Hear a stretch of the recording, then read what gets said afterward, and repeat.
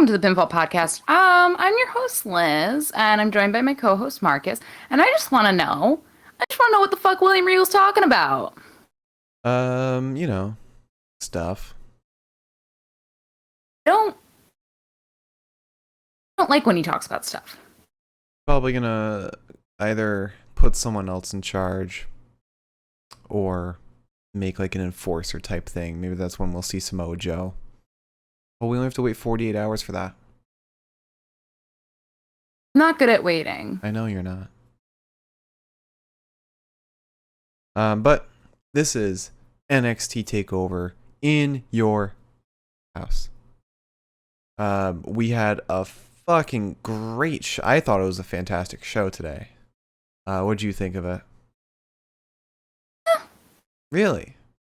I thought it was anticlimactic. I thought it was kind of boring. I thought it was the I wanted something special. I thought it was the best pay-per-view we saw this year so far.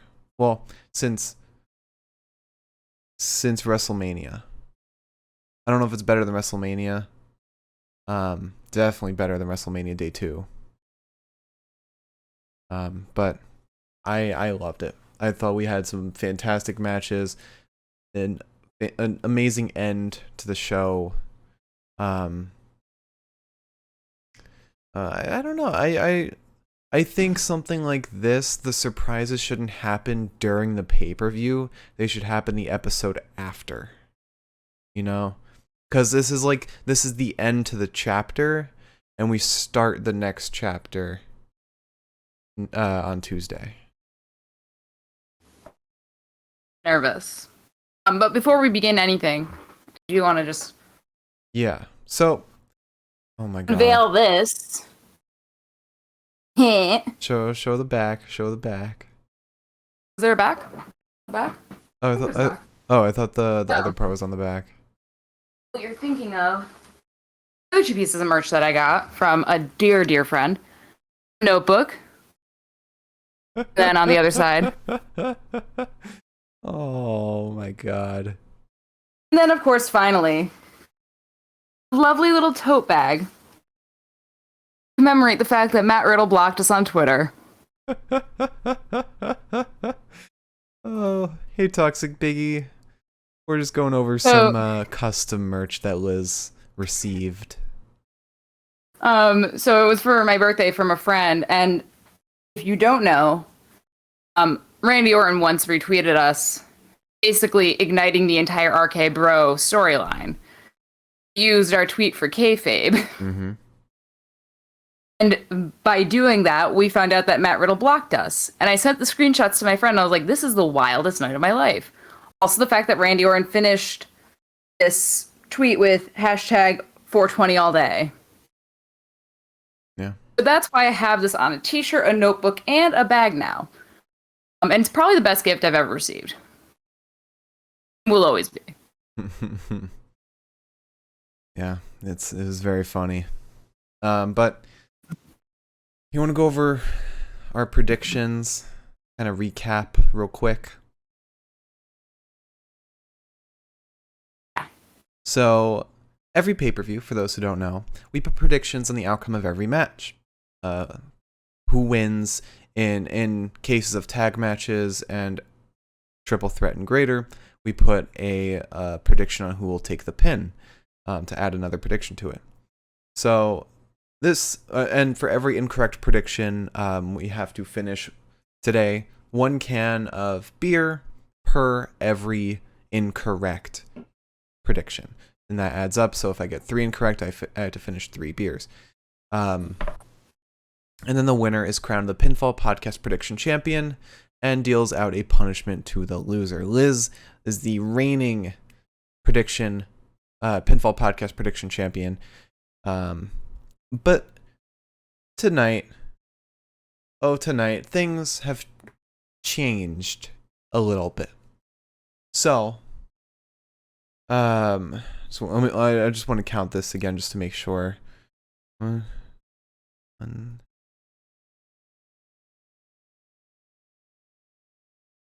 Oh wait, did I miscount? What? One. I might have miscounted. Hold on. 1 1. I think you did. 3-1, 3-2, 3. Oh, okay. So there's 7 predictions, right? I thought there were 6. I have 7. 7. Fatal 5-way loss, women's championship, winner take all, loss of that, ladder match, and then Zaya and Mercedes at 7. Do I have the wrong amount of beer? Well, I'm 4 and 3. You should be the same. Yes, I believe I am. Yeah, okay. I wasn't counting. Miscounted. Okay. So we both have 4 correct and 3 incorrect, so we tied. But on the bright side, we beat the cat. True. Not literally. We predicted more than the cat did. If you want to see our cat's predictions, you can go over to our YouTube, The Pinfall Podcast, and watch Pepita Predicts. See how she predicted Not all very those, good at it. all the horrible She's really decisions. bad at it. Yeah, she's really bad. Almost like she doesn't watch it. Oh, she does. She watches. But so we both have to drink 3 beers before the podcast is over. And the title is now vacant. There's no champion. Sadly. I mean, to be fair, when you draw in a title match, the winner maintains the belt. But this is not wrestling. But it may as well be. We make our own rules. You hate it when a champion retains by DQ. I do, but I also like it when I'm the champion. But you're not ready to set this precedent. Are you? Just put on a little extra blush. Miriam said let Pepita break the tie and pick the winner. Whoever's room she comes to first. I mean, we could do like rock, paper, scissors, or we could have people in the chat pick a winner. Flip a coin. Could flip a coin. I'm always partial to flipping a coin because you don't know how to play rock, paper, scissors, shoot. That's not true. It's rock, You don't know how paper, to play. scissors, says shoot. That's the correct way to play. And everyone in the chat can back me up on this. But we'll flip a coin to decide the winner. Okay? And I honestly hope it's you because I haven't decided on a punishment. I kind of was like lucky that we didn't have a winner because I was like, okay, I don't have to fucking think of anything tonight. Here we are.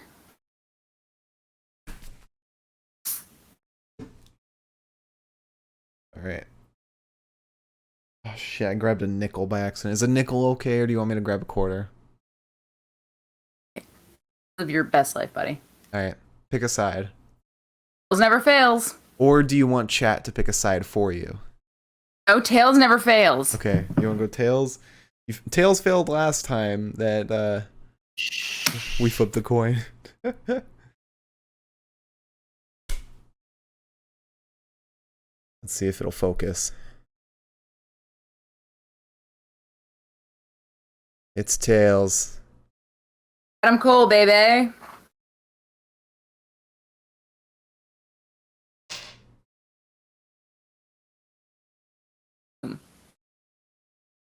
So you win. Toxic Biggie, you are also wrong. It is not rock, paper, scissors, shoot. It's rock, paper, scissors, says shoot. Toxic Biggie's got the right idea. I don't think so. No. In all of my years growing up, I never heard anybody ever say that. And then you come out of nowhere with this cockamamie fucking idea of how to play this game. You say like that like I made it up out of nowhere. You may as well have. You know, it's that upstate air. It's okay. It's you know. You Southern New Yorkers and your stupid games. You say that like that's the only place that says shoot. Anyway. I guarantee you it is. It's not. I can guarantee you it's not. But anyway.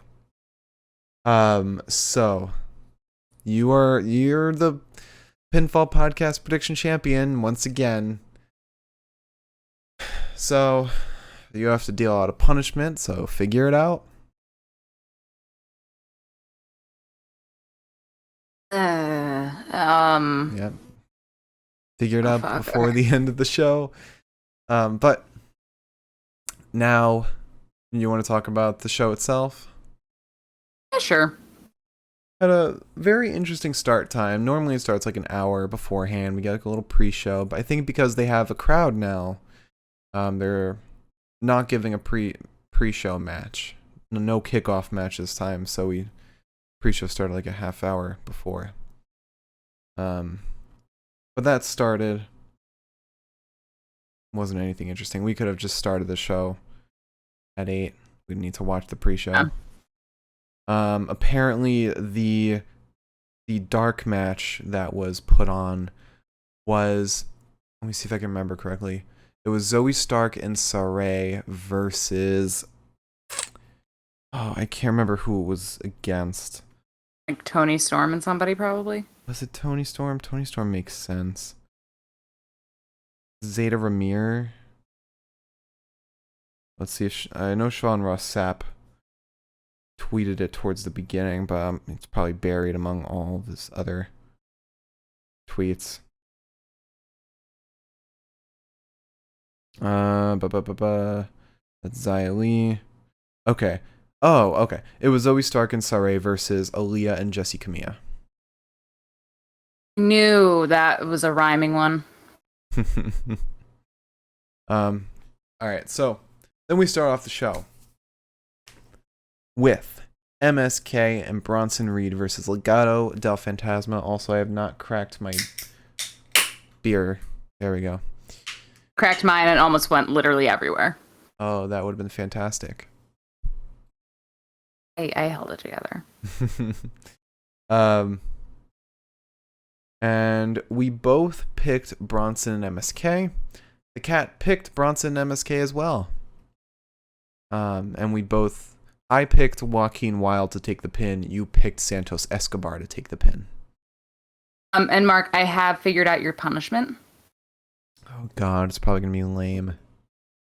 I want you to, or best possible way. I'm not expecting you to do it exactly because you're only one person. I'm gonna ask you to pantomime basically the finisher to every match. I don't remember the finish to every match. I'll remember it for you. Don't worry. Okay. Oh, this is gonna suck. I'm gonna break a fucking ankle or something. You can do whatever you want. I just need like a good interpretation to give me kind of a visual, okay? Okay. Alright. I'll remember this. Oh. Whenever I win. You made me read Finn Balor's smut from Wattpad, so... And you did not hate it. It was actually incredibly fun for me. However, I did blush. A nun.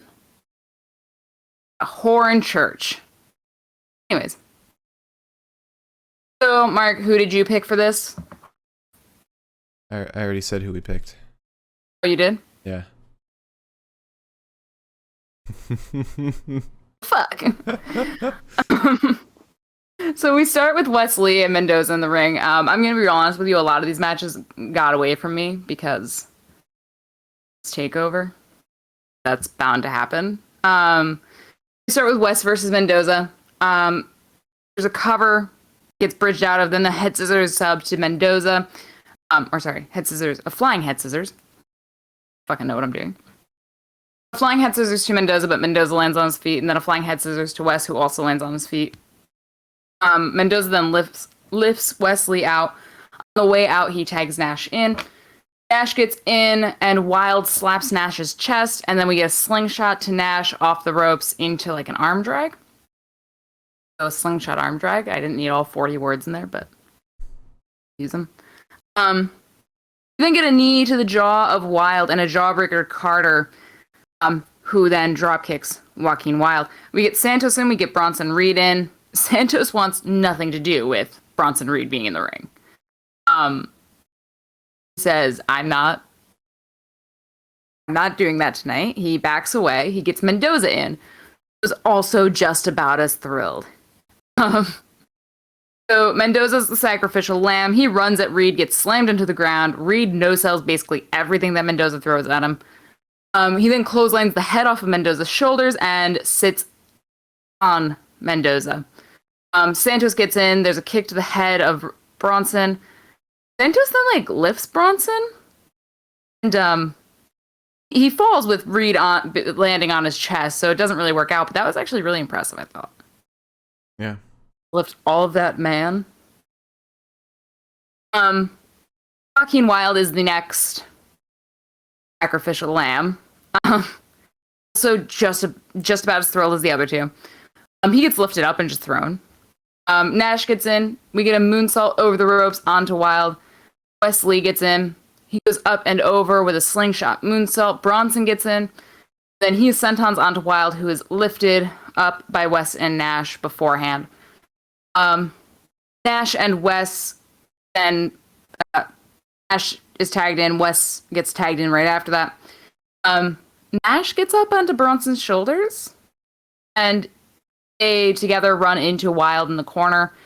Then Wes goes off of Nash Carter's back, over Reed's shoulders, down onto Wilde.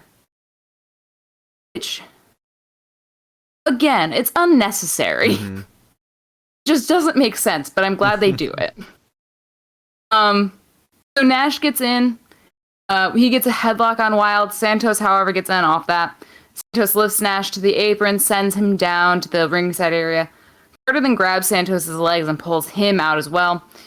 He moonsaults off the apron onto Santos. Wilde then hits an assisted slingshot crossbody onto Nash. West goes over the ropes onto Wilde. Reed dives out and lands on the entire field of men. And then Wesley isn't. Nash gets pulled from the ring and thrown into the barricade, and Santos takes advantage of this distraction for Wes. Attacks him with some elbows between the shoulders before lifting him up. I can't read my fucking notes. Before lighting him up with a chop to the chest. A double knees to the chest of Wes, and then a super Rana to Wes off the ropes, and then a sort of abdominal stretch to Wesley, but on the ground, and Santos was pulling Wes's one arm and one leg and kneeing him in the ribs. Mendoza then gets in. We get a rapid fire tag running into Wes and finishes. Mendoza gets in. It's the rapid fire tag situation where they constantly run into Wes and tag in and out. We finish it with Santos, who hits him with a brainbuster. Mendoza then gets in, gets Wilde in. They double team. And an assisted 450 splash onto Wes, with Wilde being the one to actually do the splash itself. Lee then hangs onto the top rope when slung into it and avoids a dropkick from Wilde. Reed gets in. He starts splashing the shit out of Wilde. Drops Mendoza, gets both Wilde and Mendoza up onto his shoulders. Suplexes them. Reed then starts taunting Escobar, and in doing so gets dead-legged. Then Wilde hits a Michinoku driver on Reed. Oh no, Santos does. Santos hits a Michinoku driver to Reed, and I was shocked. That was amazing. Nash fucking breaks the cover, but it does not change the fact that again, Santos lifted Bronson Reed up. I know Santos has muscles, obviously, but they're not as obvious, I guess. So, to see him lift all of Bronson Reed, who I assume is a very heavy person, it's kind of intense. I guess he also did take on Karrion Kross, so I guess it's relatively believable as well. We then get a failed enziguri to Wilde. Nash Carter catches an elbow, and Mendoza gets in. Wes saves the day by diving out onto Legado. Reed then tackles Santos ringside, breaks the entire barricade, all because Santos was about to walk away with Reed's title. So Reed just steamrolls him, breaking the barricade in half, more or less. It's actually kind of fucking frightening. I really wasn't expecting it to hit that hard, and when I did, I was like, oh my god. Nash deadlegs Wilde, and Wesley double stomps him. Mendoza goes off the ropes and gets super kicked. Mendoza then gets turned inside out with a team offense. And Mark, this one would be really easy for you to pantomime. Mendoza is then tsunami'd upon by Mr. Bronson Reed for the win. So I have to jump off the top rope. I'm not expecting you to actually jump and fall face first onto anything. I need you to kind of reenact as one would. He's never going to talk to me again after this.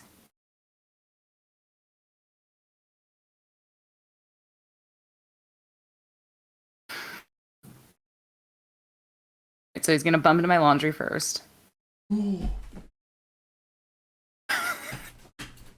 don't want me to actually fall. I would have fallen face first. I didn't want you to like break your nose. I don't want that to be the outcome of this. I could take it. I'm durable. Well, you can go as far as you want with this. I'm just trying to be safe. However, onward to our next match. I don't know how you expect me to do carrying crosses. That's gonna be weird. Let you figure it out.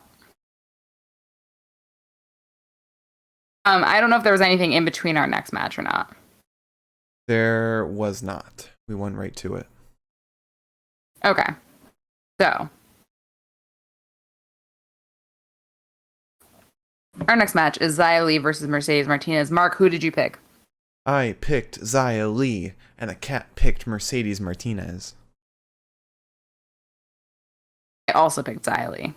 I could have seen a world where Mercedes won. Yeah, it was kind of up in the air. I felt really positive when I made the prediction, and then later I was like, I don't know how I feel about this. Because Mercedes could have won, and then Mei Ying could be like, oh, fuck no, and then gets involved. Could have seen a world where that happens, because that kind of was the world that we lived in, except not the official win.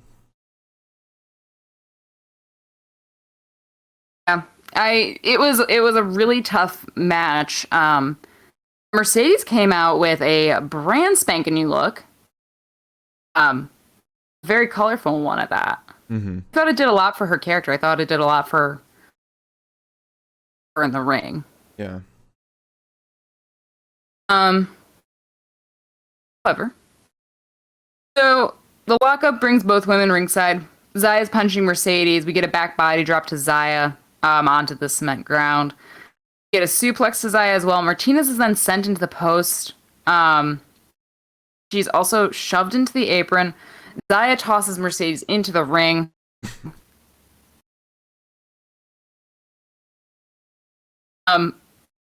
Begins stomping Mercedes. She then pulls Mercedes by the arm and the leg into the post. So she then sends Mercedes sternum first into the buckles. We get a drop kick that sends Martinez to the ringside area once again. Xia goes to kick Mercedes, but Mercedes moves away. Xia goes shin bone first into the post. Least favorite feeling. Mercedes then gets like a ton of shots to the face and body of Xia. A knee to the midsection of Martinez. Martinez then suplexes Xia, but Xia still has some fight left in her at this point. Hits Mercedes with a Saito suplex. Martinez then avoids Xia, sending her shin first into the buckles. We get a cliffhanger to Xia, which I've never seen before, I don't think, but it looks basically like the Razor's Edge, but different. Yeah. There's a knee to the face of Xia. Xia counters another knee and nearly rolls Mercedes up. It's a jumping knee to the face, and Boa removes Xia from the ring to save her ass. Mercedes then yells at Boa. And Boa says, "You're not getting past me. Haha." And then Mercedes shoves him, and he's like, "Yep, anyways." Off you go. She attacks Xia, hits her with a back body drop onto the floor. Go back into the ring. Mercedes wants the air raid crash, but Xia elbows her and then hits her with a spinning back heel to the head, thus feeding her ass. Now, Mark, Right. can you safely show off a spinning back heel? I don't remember what it looks like. It's literally like a roundhouse. How's that? So it was like a hook kick or a back kick? Hook kick. Okay. I used to do that all the time in Taekwondo. Okay. I don't know if it's a There's hook kick enough or a back room kick. to do this. This is gonna be like one of those Oh, fucking God. videos where like they knock everything over, and the camera goes black. Not enough room. Hold on.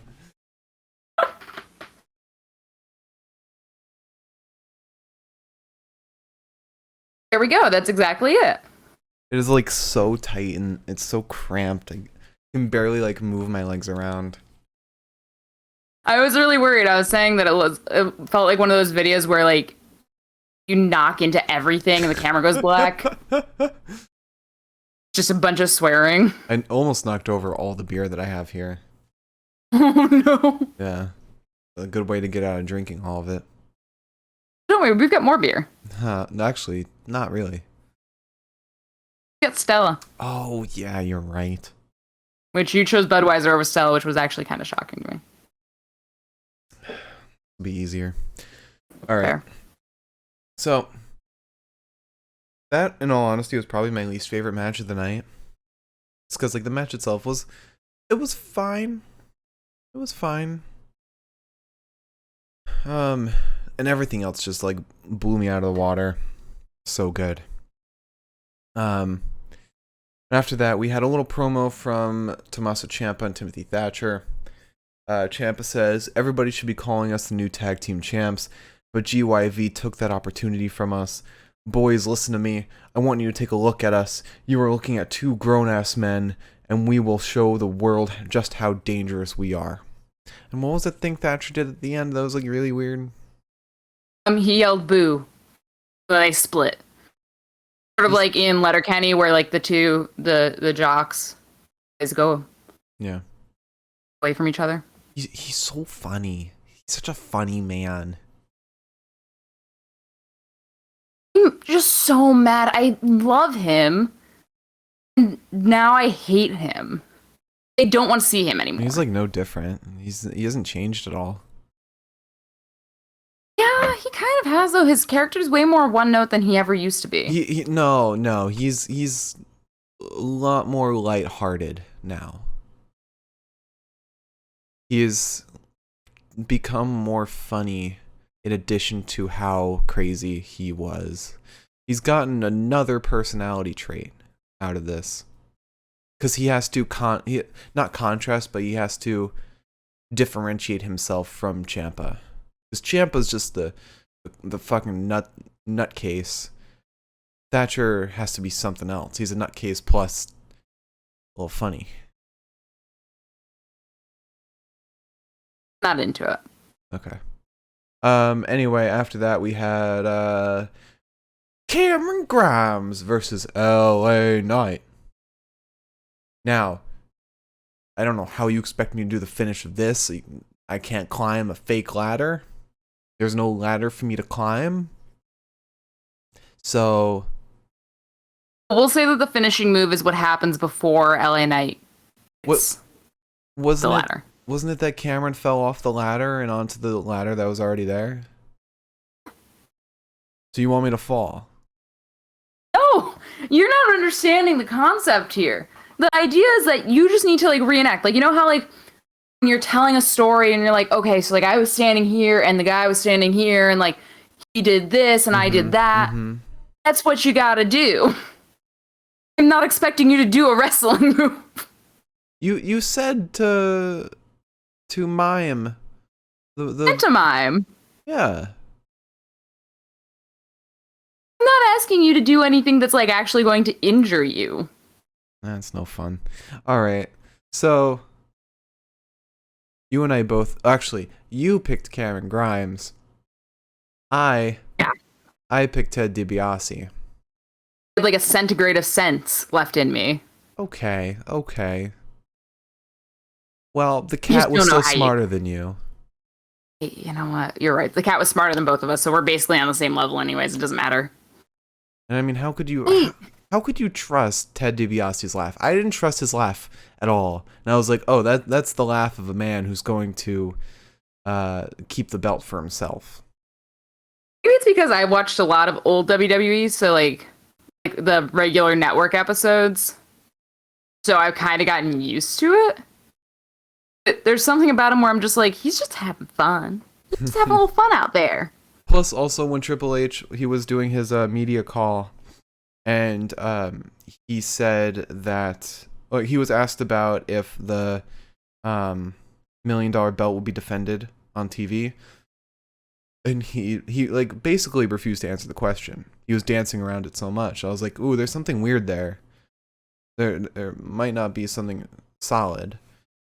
I also saw a suggestion that some challengers should have to pay money to challenge for it. Okay. Like in kayfabe. I feel like that'd be really interesting. Keeps it rich. But also, I do want to say, I want to add real quick, Triple H and Shawn Michaels are doing their end of Takeover media call, and there's some interesting stuff here. I'm going to update as we go through it, but for now, let me just recap a little bit from what Sean Ross Sapp has quoted. Triple H says Xia Li barely spoke English and didn't know what WWE was when she tried out. They told her it was like Kung Fu theater and she fell in love with it. He says her family didn't know she was at the tryout and she would have been crushed if they didn't bring her over. He put over her sacrifices to become a wrestler and said that she was very emotional today. Shawn Michaels said they hadn't even contacted Ted DiBiase until a couple of weeks into skits. So they'd already been doing Cameron Grimes' skits and then asked Ted DiBiase. Wow, that's wild. Bold. Both LA Knight and Cameron Grimes were blown away that the $1 million belt was involved, and both loved the title as kids. Not shocking. Triple H says that when they came into wrestling, you almost couldn't express how much of a fan you were. He's glad that's changed. Triple H won't commit to bringing in Todd Pettingill more. Unfortunate. Sean Ross Sapp said sassy Triple H is not on tonight's call. Triple H tells Ryan Satin they just let MSK be themselves. Shawn Michaels says they like that NXT hasn't tried to change them. Let's see if there's a little more. Triple H says that William Regal will be a part of NXT until he says he doesn't want to anymore. Which I feel like that's what he's going to say on Tuesday. That's all. Wait, say that again? Triple H says that William Regal will be a part of NXT until he says he doesn't want to anymore. I really don't think he's stepping down. Really don't. Yeah, I think things are going to be more strict, though. We're going to see a change in NXT. I think it's going to be similar to, I don't know who I saw talking about this, so I feel bad talking about it, but I saw somebody talking about how, like, Johnny Saint, I think it was probably in my group chat, how Johnny Saint's the GM for NXT UK and Sid Scala is kind of like the enforcer things, which is stupid to me, but whatever. It's a different can of worms. I'm wondering if maybe that's the angle that they're going to go with. Maybe. There's been talks of Samoa Joe coming back to NXT, so... I don't think that that's it, but I would die if that was it. Yeah. Also, the only reason I don't think that's it is because that was recent. And Samoa Joe would be the only one who could take on Karrion Kross right now. A lot of people are going to be pissed, though, if that's the case, because a lot of people want Joe to come back in a wrestling capacity. And apparently, Shawn Michaels calls William Regal Steve. And he hasn't been Steve Regal since the 90s. That's not even his real name, either. Real name is Darren Matthews.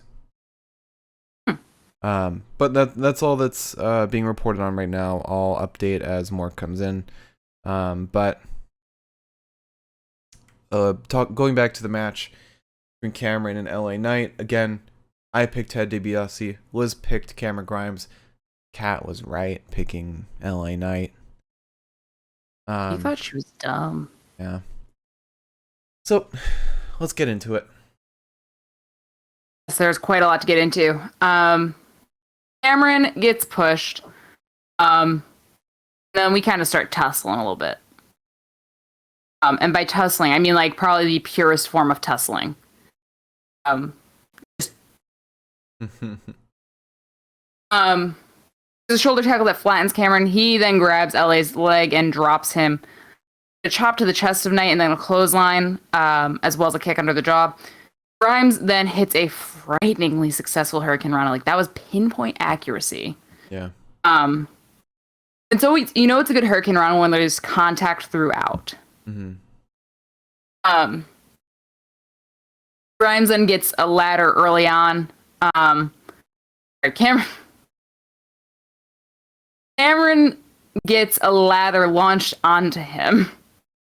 And then gets dropped by a hard clothesline. LA then brings the ladder into the ring. Grimes pulls him off of the ladder, goes to climb it, but Grimes gets pulled down. LA then nearly drops the ladder onto Cameron, and Cameron nearly drops a ladder onto Beth. So. Yeah, that was scary. That was not great. But anyways, Grimes sends LA to the ringside area. They start hitting each other with ladders once they're back in the ring. And then they start playing like basically tug of war with a ladder. Cameron lets Knight win, so sending the ladder into Knight against the barricade. Jesus Christ. I think Wade put it, the ladder speared him. Yeah. Grimes then goes up on the apron and gets a pump kick to the chest of Knight. Grimes then puts another ladder in the ring, but gets slammed into the barricade by LA. LA smacks Grimes with a ladder, sends the ladder down onto him, stomps him in the chest. He slams Grimes into the barricade and then the stairs. Cameron then sends Knight headfirst into the barricade. Grimes gets shot into the short barricade, just slammed into it. Knight then sets a ladder up between the ring and the short barricade, and then LA kind of lawn darts himself over the ropes into Cameron. LA then sets up another ladder in a corner. He takes it from one corner, sets it up in the other. He then tries to send Grimes through the ladder, but Grimes stops himself and German suplexes Knight into said ladder. He then jams the ladder into Knight's ribs. He goes for a low blow, but Knight just gets up just in time. By goes for a low blow, I mean with the ladder. He's sending it into his balls. There's a neck breaker then. Oh my god. There's a neck breaker on the edge of the ladder. Yeah. Which honestly should have been more of a spine buster, if anything. They were like back and forths on like, oh, is LA gonna send Cameron into it? Is Cameron gonna suplex LA into it? And then he just fucking neck breakers him onto it, and that he hurt his elbow doing that. Yeah, and that looked pretty real. Mm-hmm. LA then grabs one of the bigger ladders, sets it up. Grimes gets up, kicks LA a couple times. LA sends Grimes face first into the ladder. LA then sets the ladder up against the ropes, puts another on top of the turnbuckle. It was intended to send Grimes face first into the ladder, but Grimes reverses and sends LA into the ladder that's set up on the top turnbuckle. He kicks the chest of LA. LA then wrenches Grimes down by his hair. We get a back body drop to Knight from Grimes into the ladder against the ropes. And then Grimes gets tossed over the ropes onto the ladder set up between the ring and the barricade. Grimes decides, okay, I want the gold ladder. He gets it, starts to climb. LA meets him up top. Grimes beats him down. We get a power slam to one another, I guess. LA then sets a ladder up against... That was technically just Cameron Grimes countering with a power slam. Yeah. He does that a lot. Yes, he does. Or as I like to call it, Puma tackle. That's the only instance where I will agree with you in that it should be a Puma tackle. Because that literally is like a running power slam tackle. Yeah. So LA then sets a ladder up against the ropes and puts another on the ramp and like next. If this were a ladder and this were another ladder, he like connects them. Yeah, he does the bridge. The Yeah. ladder bridge. So then there is a kick to the face of Knight from Grimes. LA goes to hide behind security that Ted DiBiase has brought for himself. LA gets LA punches Grimes, and then Cameron gets whipped into a ladder. He climbs it. The ladder, this is ringside. The ladder gets pushed, so he climbs up onto a steel girder and dives down onto LA from an incredibly tall height. That made me very nervous. This match was fucking brutal, and I loved it. If there's one thing NXT does really well, it's ladder matches. Yeah. Absolutely. So Grimes starts going up the gold ladder. LA pulls him down. Grimes essentially Hurricane Rana's LA over the ropes to break free of the powerbomb. Grimes then climbs again. LA tilts him down onto that ladder bridge that's been set up outside the ring. And he gets the title belt.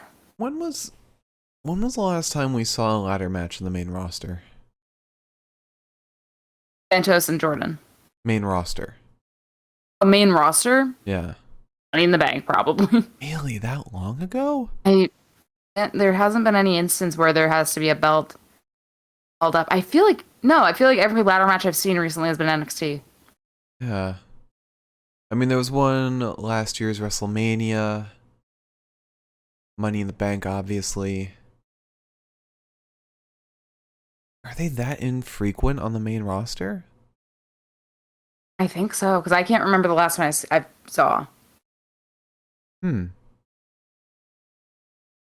I guess so.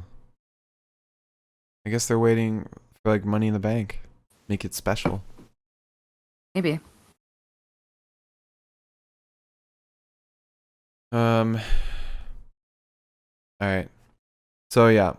LA Knight wins, and I've been seeing a lot of people upset about that, saying that Cameron should have been the one to win.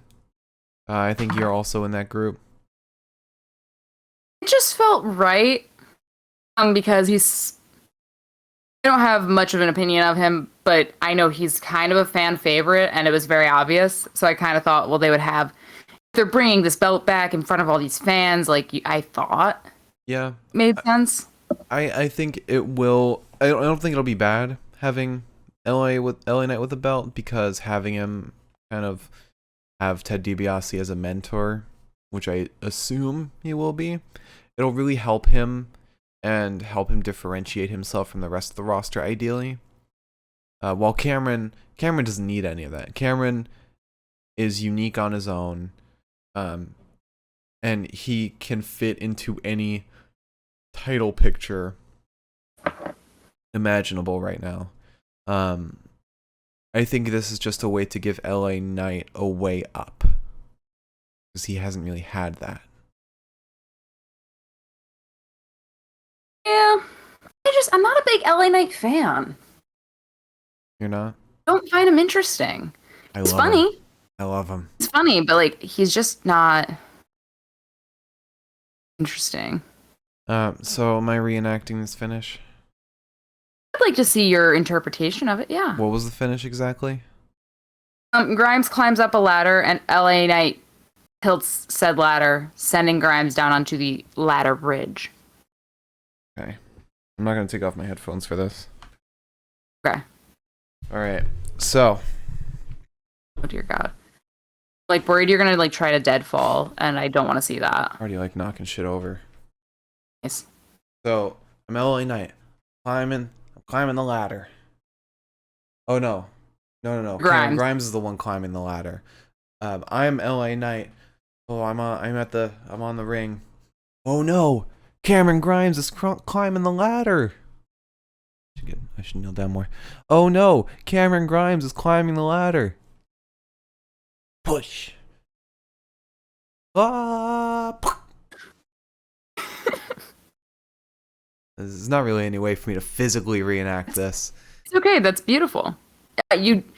All I said was I wanted your interpretation. And then climbing the ladder. Woo! I got the briefcase. I think you did a wonderful job. Thank you. Now we know what to do from now on. I'm looking at the person who mentioned Johnny Saint was Miriam. Oh, that's my bad. Sorry, Miriam. All right. So after that match, we went upstairs to find Pete Dunne and Karrion Kross fighting, and Regal trying to break them up.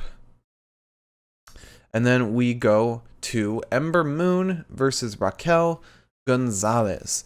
And you and I both picked Raquel Gonzalez, obviously, but the cat picked Ember Moon. She was optimistic. She was putting age before beauty, I guess.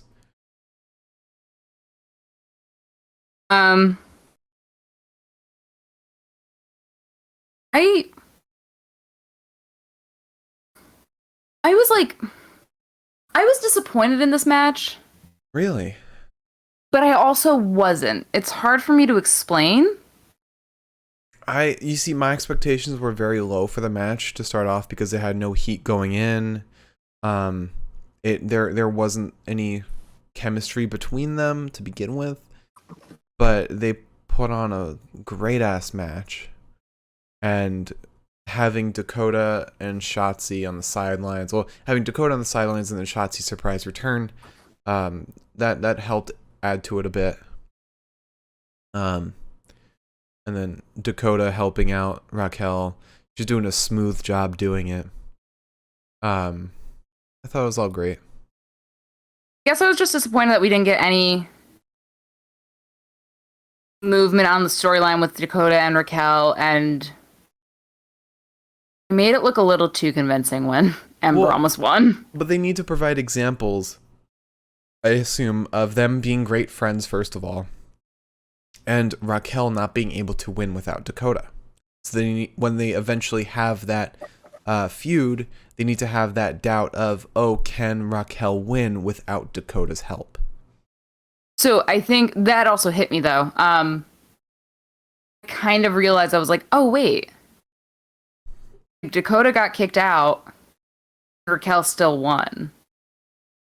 Yeah. Like, you have that precedent. But you also have Dakota saving Raquel's ass multiple times in this. True. Very true. I really cannot believe that we made so many jokes about William Regal getting sick and tired of the fucking NXT roster and, like, leaving. Now we're here.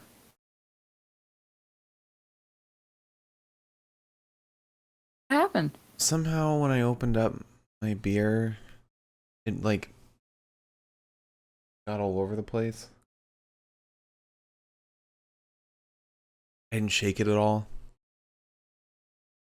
It's not a Guinness. Okay. Maybe it's just a real good beer. No. Alright, so, Liz, would you like to start off with this match? Yes. I also chose Raquel. I don't know if we covered that part. Drop kick to Raquel and a Hurricane Rana, and then Raquel punches Ember away. Ember goes for the crossbody and gets slammed down. She's nearly one-armed powerbomb, but she turns it into like a head scissors on Raquel. Yes, sir? I've just got a little more in the media call with Triple H, if you don't mind me fitting it in here. It's not from Sean Ross Sapp this time, but it's a thread he retweeted from Gary Cassidy. He said, I'm up next and I ask about Tian Shah's storyline if there was hesitance bringing supernatural stuff to a pure wrestling show. Triple H says he's a fan of variety, but you need to handle them carefully with parameters and rules to the universe you're in. Perfect. That's what I love to hear. Triple H says that there's a difference even between Raw and SmackDown and that you need to make short fits. Says the best example is Marvel having dramatic movies, but gods and robots fit in. That's a really good example. Shawn Michaels adds that some characters have the ability to look larger than life, references Undertaker's production compared to his, says it's down to the individuals and if they have the ability to be bigger and more dramatic. Triple H comes back in and says bluntly that some people just don't have theatrical flair and will look uncomfortable in costume when others make it work. Says Austin had his black boots and could just bob his head and be effective, and it's down to each person. By Austin, does he mean Stone Cold? I think so. Okay. Yeah. It all makes sense. I never questioned it. Mm-hmm. Yeah, cause you can see the examples on like NXT of like those that are larger than life, and those that can't quite make it. Like most of the everyone in Undisputed Era can't really fit in that larger than life field. Meanwhile, you have like Karrion Kross, who's larger than life. You have I'm trying to think. Finn Balor, Damian Priest, Cameron Grimes. They're all kind of larger than life. Finn especially. Finn was a demon. Yeah. Oh yeah, yeah. Dexter Lumis. Dexter Lumis doesn't even need to talk. Johnny Gargano. But then you have like someone like Kushida, who's very, very introverted. And you can see it just in his character. Kushida's whole thing was time traveling, so... Yeah. Pete Dunne's definitely not larger than life. Pete Dunne is perfectly life-sized. Yeah. It's all weird. Right. Sorry, just real quick. It's weird because like Pat McAfee felt very larger than life when he first came into NXT, and then he had these three guys behind him, Pete, Oni, and Danny. They were very much not. Like they weren't in that same larger than life field as Pat McAfee. Yeah, I get that. Yeah. I think that's the nice thing about NXT is that like it kind of all melts together. It does, and they all fit in the same universe. Like, that's the thing that Raw was doing wrong, I think, with Alexa Bliss and Asuka's storyline. Mm-hmm. Like, just it doesn't mesh. Yeah, and like you have like the Fiend. Not everyone could fit in the Fiend. Like not everyone could fit in a feud with the Fiend, but like in NXT, anyone can kind of fit anywhere, you know? Like imagine a feud between Dexter Lumis and Santos Escobar. That could happen. Yeah. I get it. But I mean, what else does the main roster do poorly and NXT do well? SmackDown has it better. SmackDown doesn't have anything supernatural, does it? But there's still that difference. Like Roman Reigns is very much a different feud feeling than like Apollo Crews, or than like Alpha Academy versus Street Profits. Yeah, or even like Bianca and Bailey. Very different feelings, and like anyone, they've definitely shown it that anyone can fit in the feud with Roman, because Cesaro was probably the least able to, and even Rey Mysterio now, and they both so far have fit in very well. Yeah, I get it. Mm-hmm. SmackDown does do it a little better, but I mean, I think that's the thing is like I was kind of shocked that when the Rey thing happened, like hearing it before we watched SmackDown, I was like, I don't think that sounds good. Then we got the promo, and I was like, yeah, like, like sense. It was executed, and it was like, oh, that makes perfect sense. Yeah, like he drew the lines perfectly. I get it. Yeah. And it boggles your mind that somehow the Raw and SmackDown writing teams are the same. They're definitely not. That's a lie. That's a fucking lie. That is a lie. It's like all one writing team, but half the people are working on SmackDown, and they're the ones that have like functioning brains. Yeah. The other half that have to like figure out how to hold a pencil. Vince's Fridays off. Vince is the other half of the writing team, I think. He's the one doing Raw. Yeah.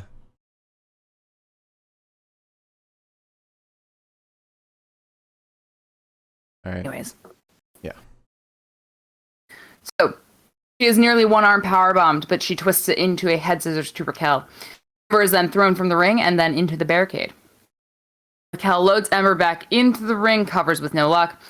Ember goes up and around Raquel. She goes for the sunset flip, but Raquel lifts her, puts her on the top turnbuckle.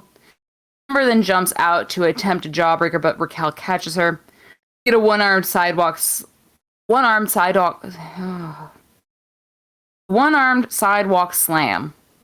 I love that. There was a move that I forget which move it was, but it was like, I think Sean Ross Sapp had tweeted during the match, like there was a move that Raquel executed that required two people, I think on AEW. I think it was when she pulled up Ember from the ropes, put her under her arm, and then did the sidewalk slam. I think it's the same move you're just talking about. But she did go from the ropes into that. So yeah, like she threw her up, caught her, and then slammed her. That was so impressive. Wait. I skipped like 2 notes. Yeah? Are you okay? I got so excited to say one-arm sidewalk slam, dude. Because it's so good. Raquel is so good.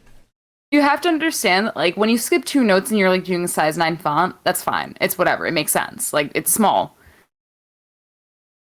I skipped 2 full notes in size 30 font. That's embarrassing. That's really bad. Did I miss these? I think I did. Ember went up and around Raquel. She goes for the sunset flip. Raquel lifts her, puts her on the top turnbuckle. I did say that. Ember jumps out to attempt a jawbreaker, like double knees to the chin, and Raquel caught her and then hit her with the one-armed sidewalk slam.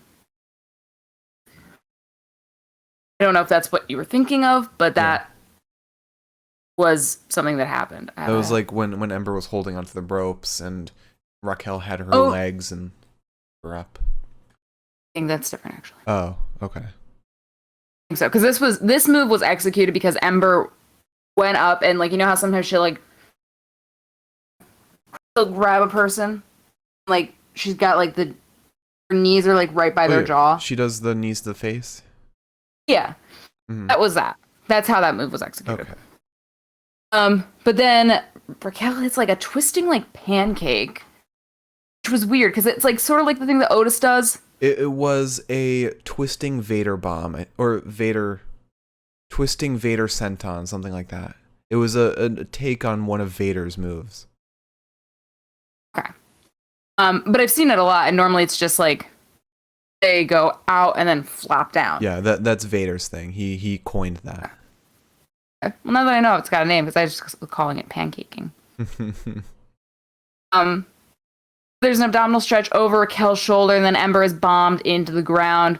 We get a kick to the face of Raquel, as well as a super kick. There's an enziguri. There's a clothesline, but it's not much. Amber hits... Don't you love it when I talk? You mean she didn't hit I called her Amber. Aw, that's actually a nice name. Amber.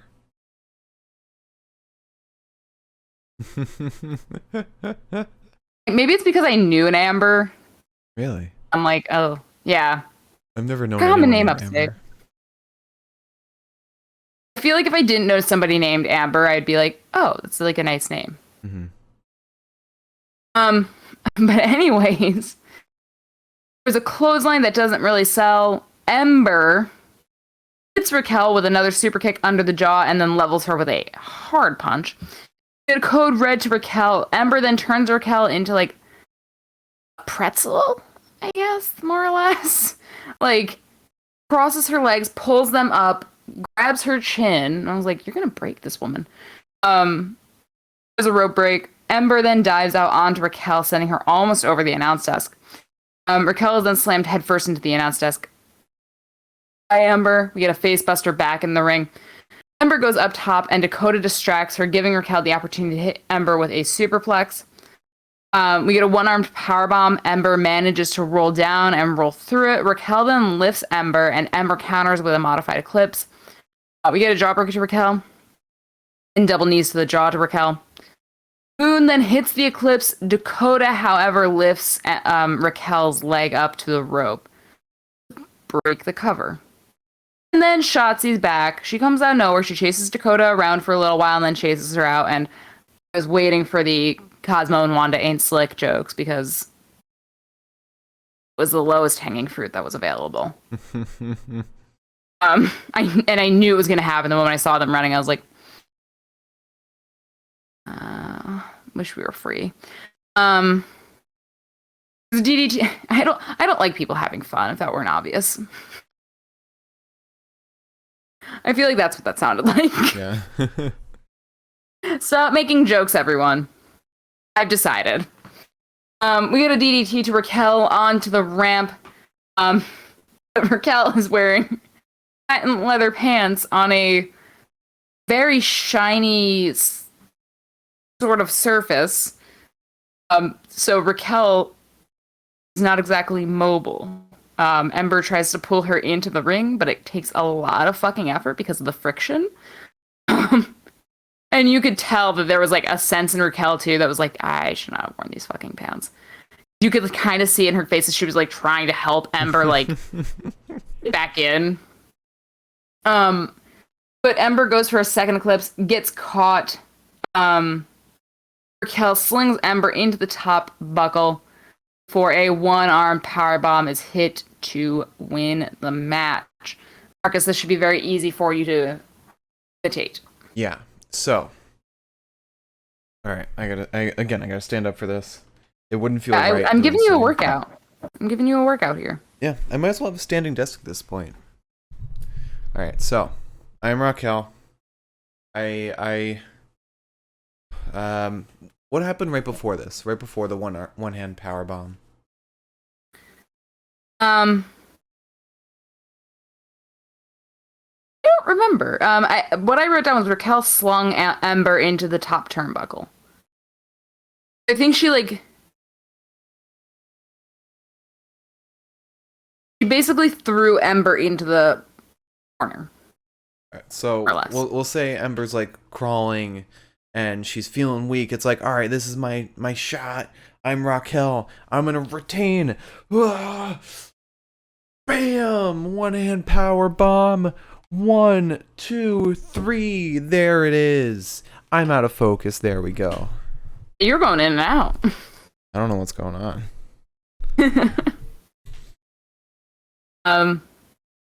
Yeah, I wasn't. I just wanted like something, some movement in the Dakota storyline. Shotzi coming back is exciting, but like Shotzi was gone for like 2 weeks. This is also just it's to build up. This isn't anywhere near the crux of this reign yet.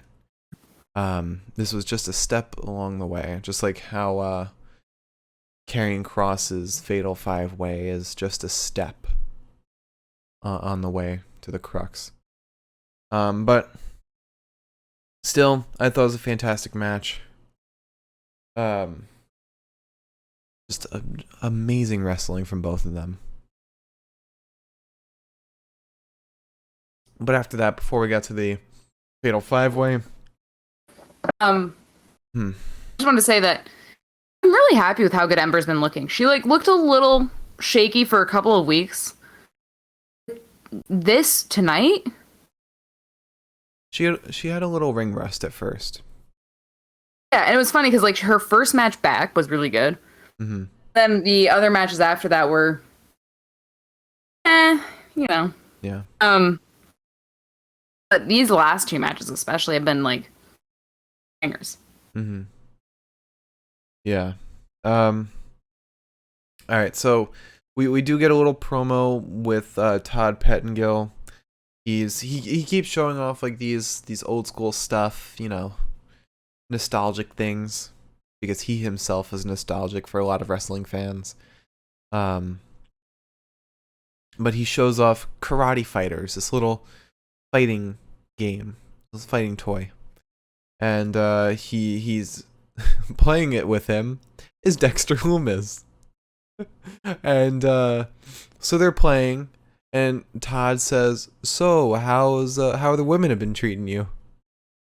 How have the women been treating you?" And he's like, he just stops. Dexter just stops playing and just looks like all sad. You remember what happened after that? Yes, Dexter grabbed He like tore it. A karate fighter from Mm-hmm. Just to be fair, like I love Todd Pettengill, but was that like your first line that comes out of your mouth? Oh, that was so good. I really much enjoyed Todd Pettengill today. I thought he was great. I know the name. Like I've never seen him. I've never seen like his radio stuff or him doing wrestling stuff, but I definitely recognize the name. I don't know where though. Wait, Todd Pettengill? Yeah. He used to be like so back in the olden days, I remember from Raw especially because that's what I was watching for a while. He would be the guy who was like, "Hey," like they cut away to him, in like some set.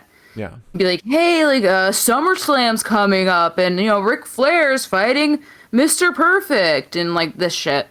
And then he'd like remind you to like call your television provider so that you can get the pay-per-view. God, I forgot about the old ways of getting pay-per-views. When we had to buy Double or Nothing, I was like, this feels weird. Feels. I mean, even when we had to buy well, we just bought Double or Nothing, but like first thing that we did, whatever that was, Revolution. Yeah, when we had to buy that, I was like, buying TV thing. Yeah, I wish it kind of sucks that WWE has its own service and we can't just like subscribe to Fight TV and get those pay-per-views. Yeah. But anyway, after that promo, we had the main event. Well, kind of. I forget who was going out to the ring, but somebody was going out to the ring. Oh, Johnny. Johnny was walking backstage to the ring, and he passes by Dakota Kai and Shotzi fighting backstage, again with William Regal in between. They keep building up with Regs and this chaos. And then we start the main event, the Fatal 5-Way for the NXT Championship between Adam Cole, Pete Dunne, Karrion Kross, Johnny Gargano, and Kyle O'Reilly. Everyone has fantastic walkouts. Pete has this all-white gear with the blue accents. It looks fantastic. Johnny has this Magneto-colored gear that's an homage to Shawn Michaels in Your House. Kyle's got same old. Karrion's got same old. Adam Cole, he's got the green and gold. Looks fantastic. He came out in his all-white gear, and I said, I have a new sexuality. It's this. Literally, all-white gear has never looked bad. Finn rocks it. Pete rocks it. Remember when Randy came out at WrestleMania in all-white? Oh my god. Edge, too. It was just like, please, slither towards me. Damien's also done white gear before. He did it at last year's In Your House. Yeah. That was a fucking match, wasn't it? When he had that when he fell on that fucking staircase. Yeah. I literally just watched that clip today.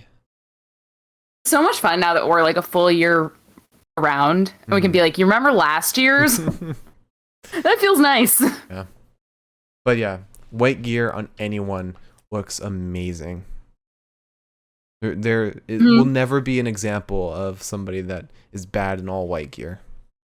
especially because he had the all white fuzzy coat, and I was like, Yeah. Mr. Dunn, you're a married man. Leave me alone. Next, I want to see Roman Reigns come out in all white. I don't think I could handle that. The only one who would probably look bad in all white is Drew McIntyre. I feel like he'd look bad in all white. It also doesn't help that the lighting of the Thunderdome would not help with all white gear. Oof, no, all white gear and the lighting of the Thunderdome, it'd be like Sheamus. Yeah. That's exactly what it would be like. And I've watched back like old episodes of Raw and SmackDown. It's like it used to be like dim, like a normal lighting. Like I was watching the slow-mo that they posted of Brock Lesnar and Samoa Joe's feud. It's like, wow, my eyes feel nice. My eyes don't feel like they're being strained watching this. It sucks, but but soon enough we'll be back to the good old days. Yeah, no more Thunderdome. Fuck the Thunderdome. And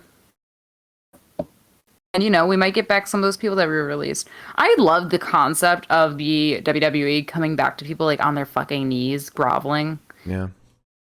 Like, please come back. Fucked up. Yeah. But anyway, we have the main event to begin. We both picked Karrion Kross.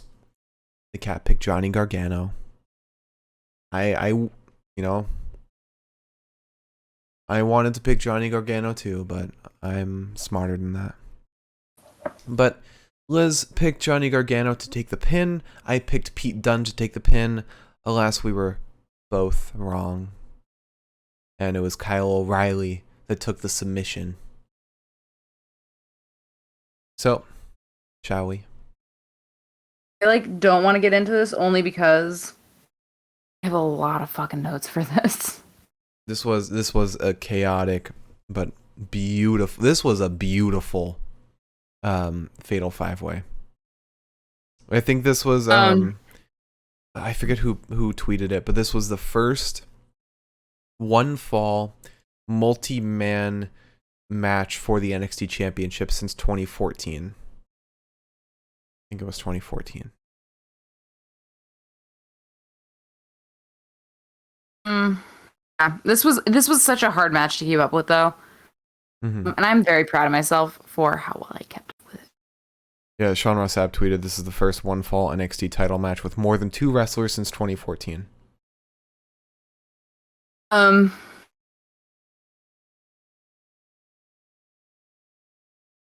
Okay.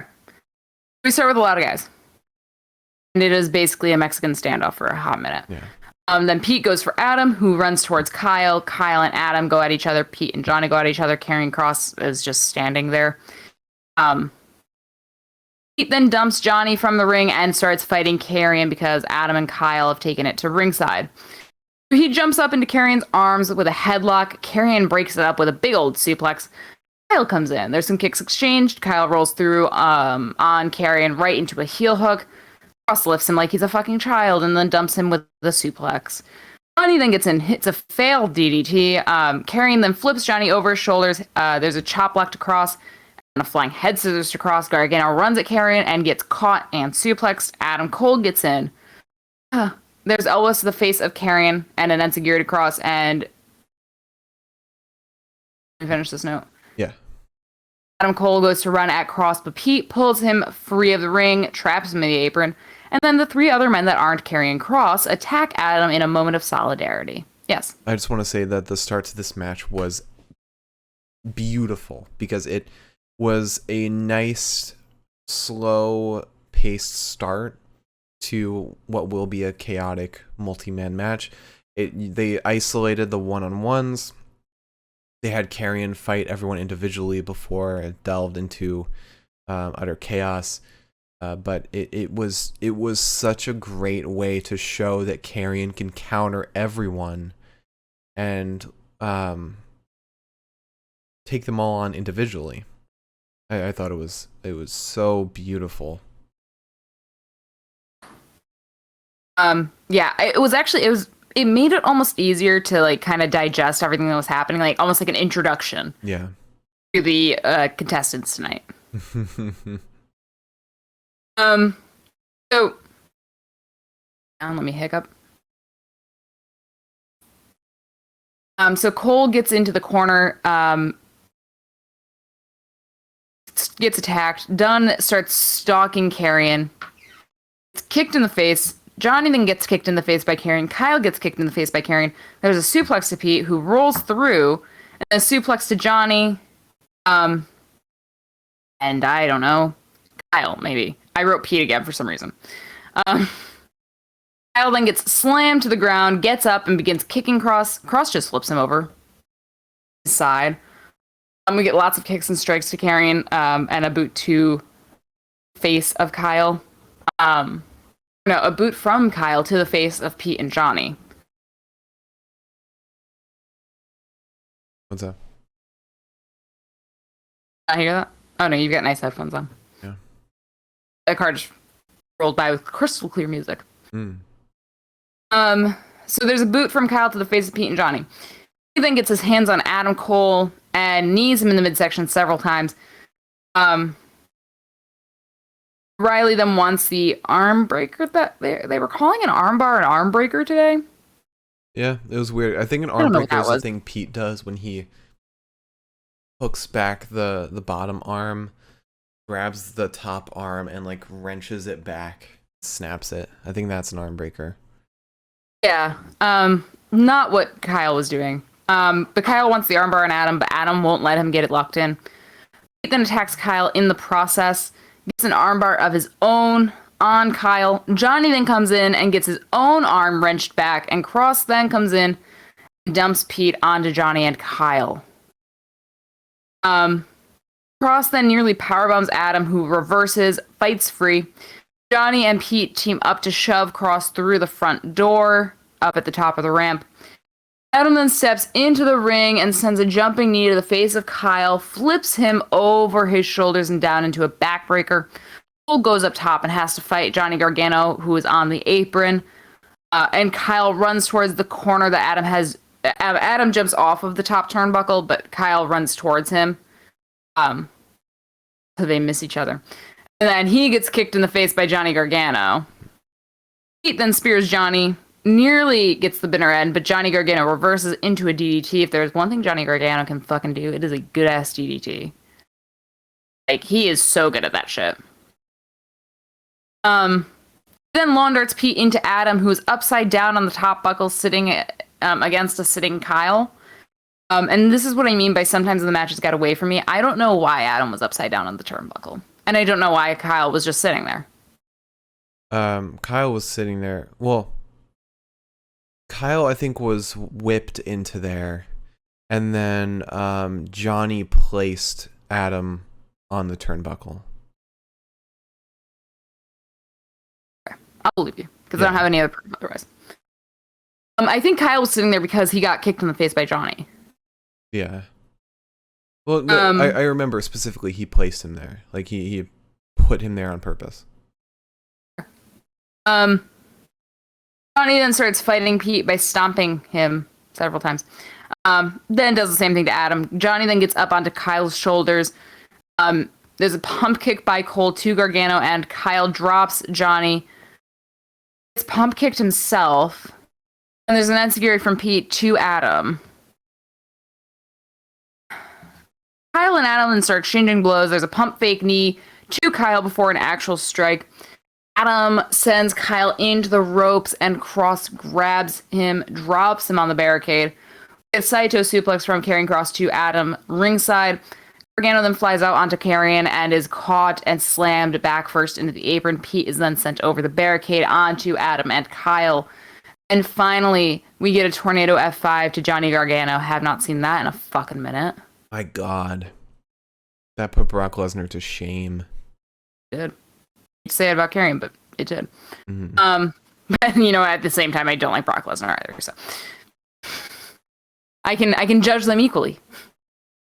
Adam steps in, gets kicked in the fucking face. Johnny then gets a few strikes on Karrion and a DDT onto Karrion. But Johnny, like, I guess goes off of like the face basically of Adam in doing the DDT. So Adam kind of assists it. That was such a good sequence. Like, Johnny fucking went off in this match. He really did. Did really well. Like, he may have lost, but this was still Johnny Takeover. Gargano then dives out onto Kyle, nearly knocking his entire fucking face onto the announce desk. He spears Karrion, and then DDT's Pete. He gets super kicked, however, by Cole. There's a failed Shiny Wizard to Gargano, and Gargano nearly gets the Gargano escape put in, but Adam gets out. He lifts Johnny to the apron. Johnny wants the slingshot spear, but gets super kicked instead. Excuse me. Adam then wants the Panama Sunrise, and Johnny catches him, hits him with the Rikishi driver, sending him into the ground. Oh my god. Really fucking cool. I love that he took that move from Bronson. That was so good. Yeah. That was really awesome. Kyle then gets kicked by Pete and Johnny. There's a kick under the jaw to Johnny from Pete, and then a Hurricane Rana to Pete from Johnny. Pete gets a pump knee to the face from Adam on the way out. Then we get a pump knee to Adam from Johnny Gargano before Kyle hits him with a bridging suplex. And Cross is apparently still there because he gets in the ring, and I was like, I completely forgot you were part of this match, actually. Mm-hmm. I had no clue. There's a clothesline from Kyle to Karrion, and then Pete, and then Adam, and then Johnny. Then there's elbows to Pete and Johnny from Adam. Pete and Johnny clothesline Adam. There's a step up and security to Kyle from Johnny, and Pete and Johnny clotheslined by Kyle. Very in fucking levels, Kyle. We had a German suplex from Karrion to O'Reilly, and then to Cole, and then to Johnny, and then Pete. Pete lands on his feet. That rhymes. And kicks Karrion in the neck. Kyle kicks him in the face. Karrion goes to the apron, gets kicked in the head by Johnny. There's a super kick from Cole to Cross, and then Kyle and Adam see each other. They're both ringside, and they see each other. This was so great. They span the distance, and they work together to suplex Karrion into the announce desk, and I was like... There were so many good callbacks in this. Like, the callback to Yui, callback to Cole and Gargano, their feud. Then he gets in the ring, and it's like Kyle and Adam are like together against Pete and Johnny. I thought I was over the breakup of Undisputed Era, but I don't think I was. Yep, and they're probably going to keep milking it for a little while. But anyways, they destroy that almost immediately. There's a super kick to Adam from Johnny, and then vice versa. Then Pete gets Johnny into a submission hold, and Pete gets Adam in a submission hold, and O'Reilly gets Johnny in one. Then Kyle and Dunn exchange blows for a little while. Dunn gets the guillotine on Kyle, who kind of gets out of it, but Pete turns it into the triangle sub. Johnny then sort of lawn darts into him. We get a brainbuster from Adam to Kyle. I said, oh, that's where it ends. Okay. There's a kick to Johnny from Dunn and a double super kick to Pete from Adam and Johnny. We get a one final beat to Adam, then double Gargano escape to Adam and Pete. O'Reilly breaks it up with a sliding knee. Kyle and Johnny are fighting each other. There's knees to Johnny Gargano and a back heel to O'Reilly. Johnny gets a jumping knee. O'Reilly gets a jumping knee to Gargano and then a suplex. Kyle goes up top and Adam carelessly pushes him away. It's fucking like a cat, dude. Walks up to him and just goes... And I was like, okay, so that's where the friendship went. We get a Panama Sunrise to Johnny Gargano from Adam. Dunn breaks the cover. It's a vertical suplex to Adam, and then starts taunting Karrion, kind of getting him back into the ring. Dunn is then German suplex by Karrion, or Dunn hits a German suplex to Karrion, and then hits the bitter end. And I said, "Oh no, this wasn't what I expected to happen." There's a triangle set up on Karrion from Pete, and then all the other men jump in to break it up as it's looking like it's going to be the finisher. Dunn stomps Kyle and Johnny's hands, kicks both of them in their little heads. And fingers broken by Pete. Karrion breaks it up with a double Saito suplex. Karrion then sends Adam outside the ring. Gets a submission hold on Pete from Karrion. Sorry, I don't know why I reiterated that. Karrion gets like a sleeper on Pete, but Pete starts breaking his fingers to make some distance. One final beat to Pete. Rhymes again. And then the same sleeper on Johnny. This is broken up by a shiny wizard from Cole. Kyle then goes up top, hits a drop knee on Cross. The cover is broken up by a super kick from Cole, who then super kicks literally everyone else in the ring. And then we get a knee breaker on Adam from Kyle. And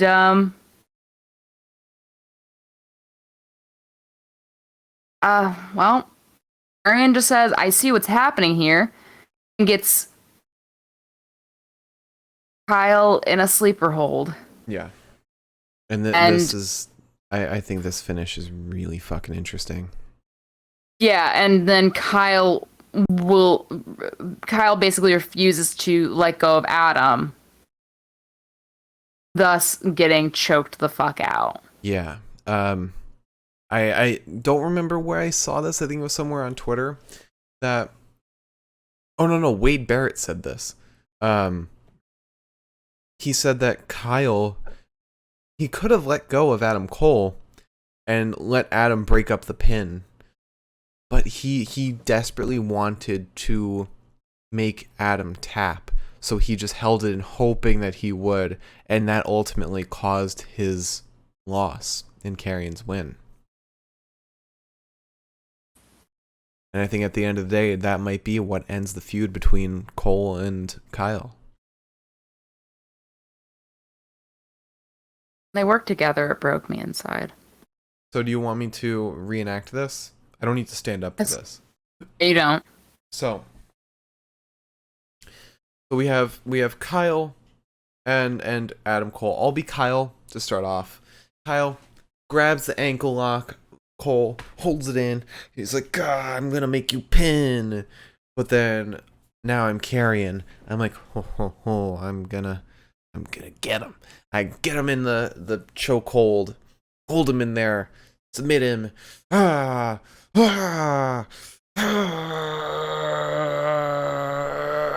like 5 more minutes of this, and then normally they're supposed to do it 3 times. Like the ref is supposed to hold up the arm, it falls, hold up the arm, it falls, hold up the arm, it falls. It's supposed to be 3 times of doing that. Like 3 manual taps. tapping. Yeah.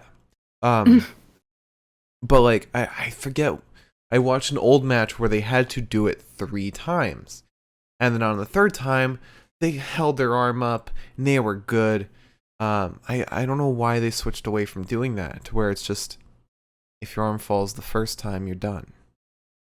I don't know.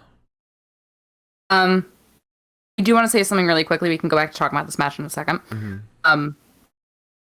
Miriam sent me a picture from the WWE NXT Instagram, and it's a picture of William Regal, and it says, William Regal looks to bring change to hashtag WWE NXT. And Kushida hosts a Cruiserweight title open challenge. So it feels like it's not William leaving. Yeah. It does not feel like that now. I feel so much more comfort. Speaking of which, I have more updates on the media call. This time exclusively from Gary Cassidy. He said, Sean Ross Sapp asks about the challenge benefits of a multi-man title match. Triple H says it's about where you are and when you're trying to get to storyline wise and availability. Says he prefers 1v1, but when you can have more, it's special. Shawn Michaels adds that the timing felt right to be beneficial. Next is Jason Powell of Pro Wrestling Net, who asks about the show needing a spark. Triple H says they always look for a spark, and everyone is entitled to their opinion, but says every show has highs and lows over that length of time. Sean says they're battling 400, and that's HOF. Next is Ryan Satin, who knows similarities between MSK and DX. They've asked for advice. Both Triple H and Shawn Michaels say they let MSK be them, and MSK likes that they get the freedom to just redeem themselves. Add that they rise to the challenges given. Next is Billy Pritchard. Bill asks about William Regal, but gets in that we'll have to see the conclusion on Tuesday before asking what he brings to NXT. Triple H says it was the coolest, quietest way to ask what's happening on Tuesday ever. Triple H says he doesn't ever see an NXT without William Regal. Says he's there until he doesn't want to be. Sean adds that even then they'll embalm him to keep him there. Triple H says he's the same way all the trainers are, constantly guiding talents, recruiting, etc. In closing, Triple H thanks the fans for the last 18 months for sticking around, and that the talent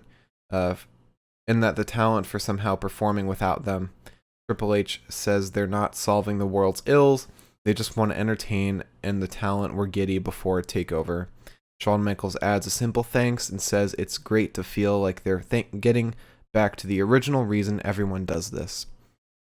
Once again, just a great reminder that NXT is just about the wrestling. It's about the love of the craft. So, real quick, I'm dying over Sean's comment about William Regal. I know. Then you want to that fucking killed him. me. I like the idea that it's not like if William Regal dies, it's just if William Regal wants to leave, he's getting embalmed. Yeah.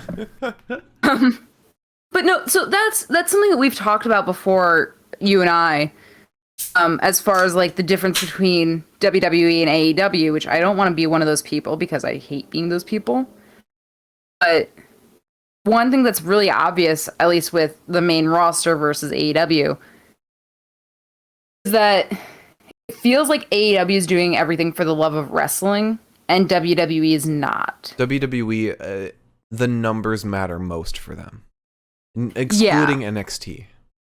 Yeah.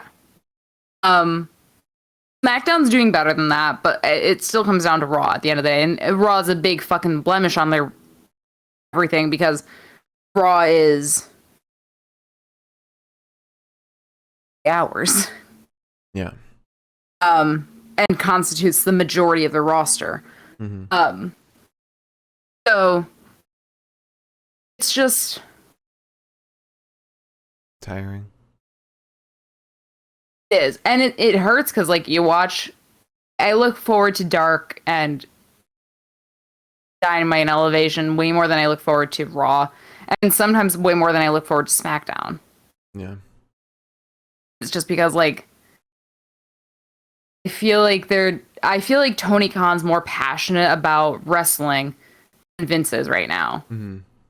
Which is why I think Vince needs to be unseated. Yeah. Which will never happen. We were talking about this before when we were watching, when we were catching up on Dynamite, but basically because Tony Khan's so young, he adds a lot of youth to the program, adds a lot of energy, and that's something that WWE doesn't have. It doesn't have that youthful energy.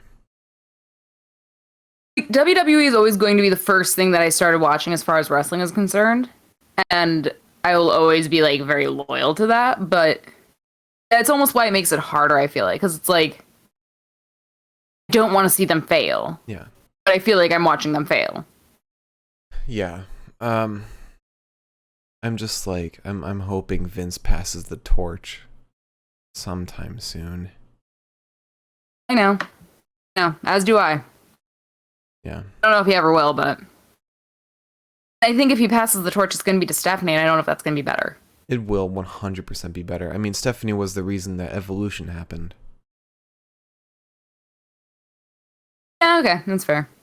I mean, Trips is well, I don't think you guys need your own show. I mean, in all fairness, giving women their own show would very much devalue them on the core shows. If women had their own brand, they would be devalued even more on Raw and SmackDown. That would be one, if we're talking a core, one women brand on WWE to add to like Raw, SmackDown, NXT, they would be like you would still have two other men's brands, you know? I mean, yeah, but that's not what people are asking for. He was saying that in response, as you know, he was saying that in response to people asking for another women's pay-per-view. Right. Which, admittedly, Evolution did terrible numbers. No. He wasn't asking for. He wasn't being asked about a pay-per-view. He was being asked about a brand or promotion. I Because then the probably comparisons don't have to 205 Live came up. I think women should just be more focused on brands as it is, be treated equally. Like the women's championship should be treated as equally as the WWE championship or the Universal Championship. No, Triple H was being asked about the possibility of another women's pay-per-view in response to NWA having their own women's pay-per-view. And that's when he said that whole quote of like, well, I don't think that's what equality is. Equality isn't having your own show. Equality isn't doing X, Y, and Z. It's about being equal. And it's like,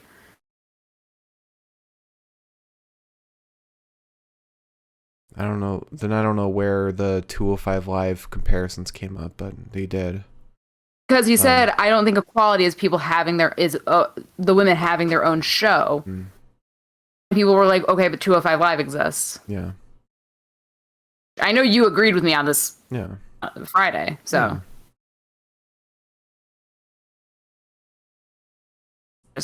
Yeah, I know. I don't know how we got here, but that's tonight's takeover in your house. Fantastic show. Yep, you didn't change it for anything. I'm a bitch. Might as well just change it Too for best. obsessed with my shirt. Yeah, that's what I'm gonna do. Man, this happens every pay-per-view now too. It really does. Can we just acknowledge real quick that this has been an amazing year for wrestling pay-per-views? You had this fantastic takeover. You had one of the best WrestleManias ever. You had a Royal Rumble, which was fucking phenomenal. Double or Nothing was fantastic. Revolution was great. I mean, minus the, weird finish, but the 99% of it was fantastic. But, yeah, the pyro. Forgot what happened at Revolution. What I've heard about Against All Odds is it was really good. All around, I think this has been just a great year for pay-per-views. WrestleMania Backlash was fantastic. We got some of the best triple threats we've ever gotten. We got a great Roman Cesaro match. I've only heard bad things about All Out or Against All Odds. I've done that twice now today. Yeah. Is that it makes no sense that Sami Callihan was able to be there to interfere in the match because Sami Callihan, the whole point of having it at Daly's place was that Sami Callihan wasn't going to be able to travel there. I know, but like I saw that clip. I got emotional watching that clip. I was like, oh my god, like, yeah, not like emotional like I was gonna cry, but like, holy shit, this is like really great what Sammy's doing. Sammy and Moose were in a tag team together, and he's like, even though they were kind of enemies, he's still sticking up for him, and like it felt very well done. Even though the Young Bucks ruined it at the end, and Rosemary lost when a lot of people were saying she should have won because she at this point deserves her spotlight, and Deonna shouldn't have that title anymore. From what I've heard, it was a great pay-per-view.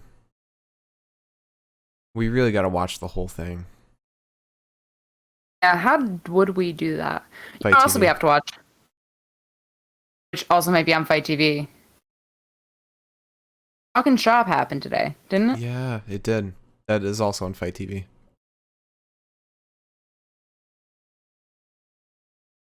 I haven't seen anything about Talking Shop Mania actually, Neither have I.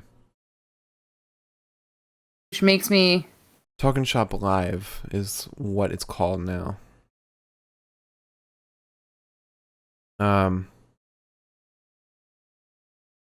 Let's see. We'll I don't know. We'll look into it after this. Yeah. But best of the night. Want to talk about that? It's the night. Let's not do promo of the night. There's like nothing to talk about there. Oh, we didn't talk about the end. We didn't talk about the end. Oh yeah. Rewind. Bring it back for a second. So after the main event, William Regal is leaving the Capitol Wrestling Center, and Mackenzie is following him, and she asks him what's going on with all the chaos and like what's happening. He stays silent for a little bit, and then he turns to the camera and Mackenzie and says, well, I've been general manager of NXT for 7 years now, and I've never seen such chaos on this scale before. Apparently he was crying. Yeah. Oh, I could kind of see some tears. I thought I saw something. I thought it was sweat. Might have been.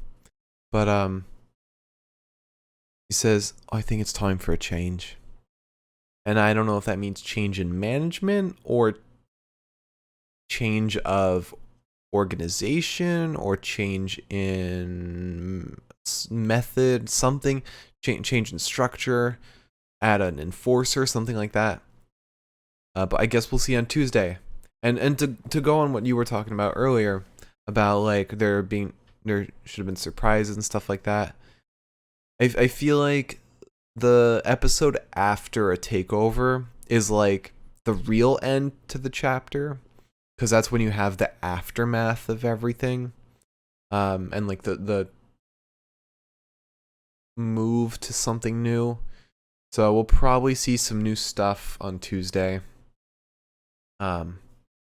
We'll definitely see what Regal is up to then. But it was like that was like a really interesting place to end on. But definitely the perfect definitive ending to this chapter, you know? So some people are saying Samoa Joe. Yeah. Some people are saying Zelina Vega.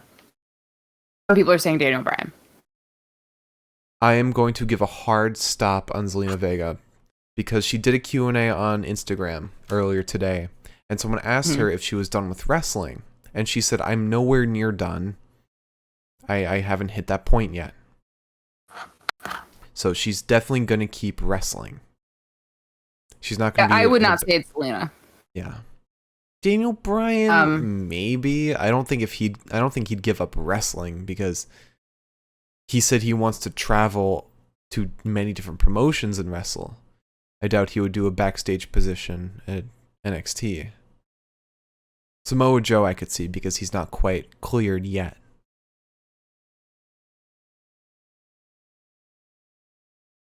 Oh no.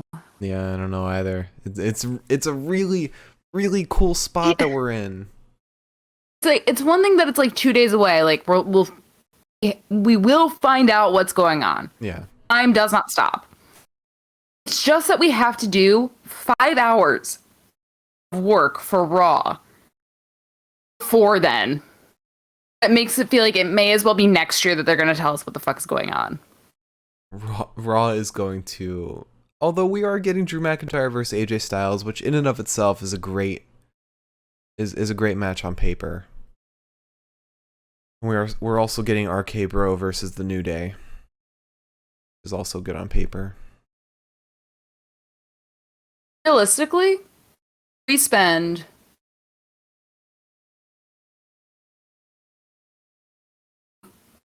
depending on the number of weeks in a month, a full day of time on Raw. We spend 5 hours on it, and there's 4 weeks, that's 20 hours total. There's 5 weeks in the month, 5 Mondays in the month, actually. I thought there's 4 weeks. 25 hours. Sometimes there's 5. Okay. Like, if this month had started one day earlier, Mm-hmm. it would have been 5 Mondays. Okay.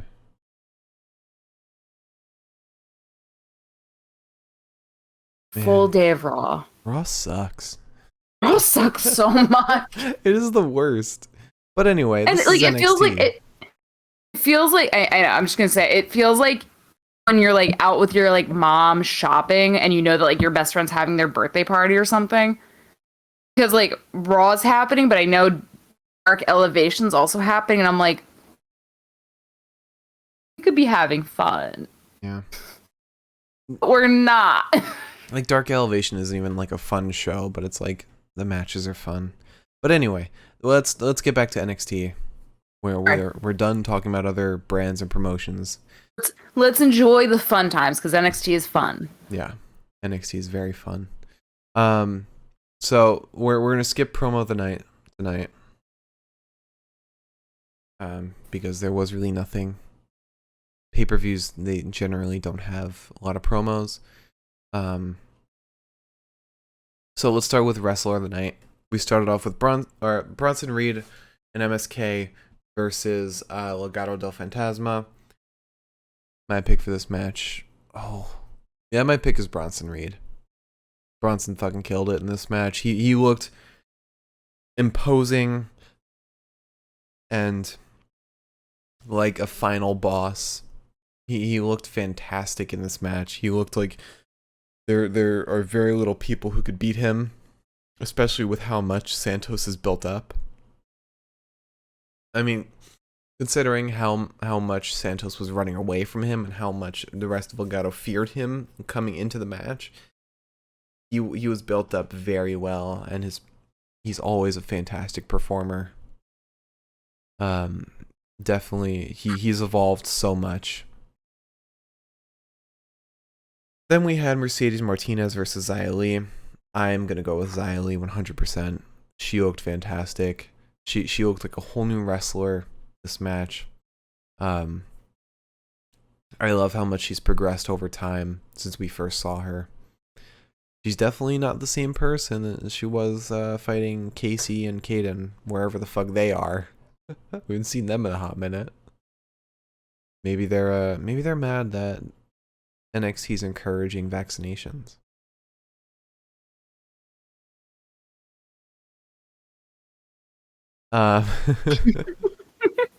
Then we had Cameron Grimes versus LA Knight. And I'm gonna go with LA Knight.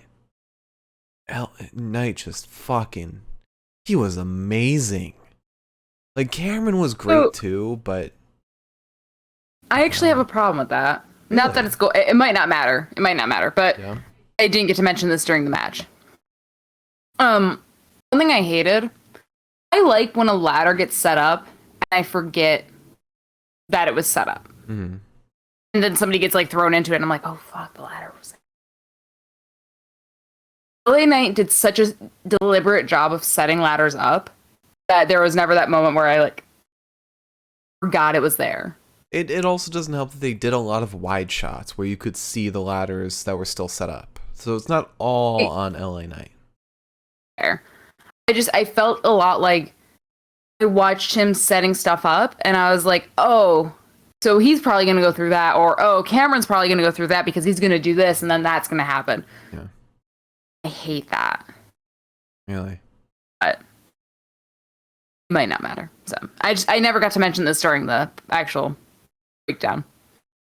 Yeah, I loved him throughout this entire match because he put his body through so much and he looked fantastic doing it. He looked so great selling moves as well as dealing them out, and he added his personal flair to it. We saw a lot more of his character in this match.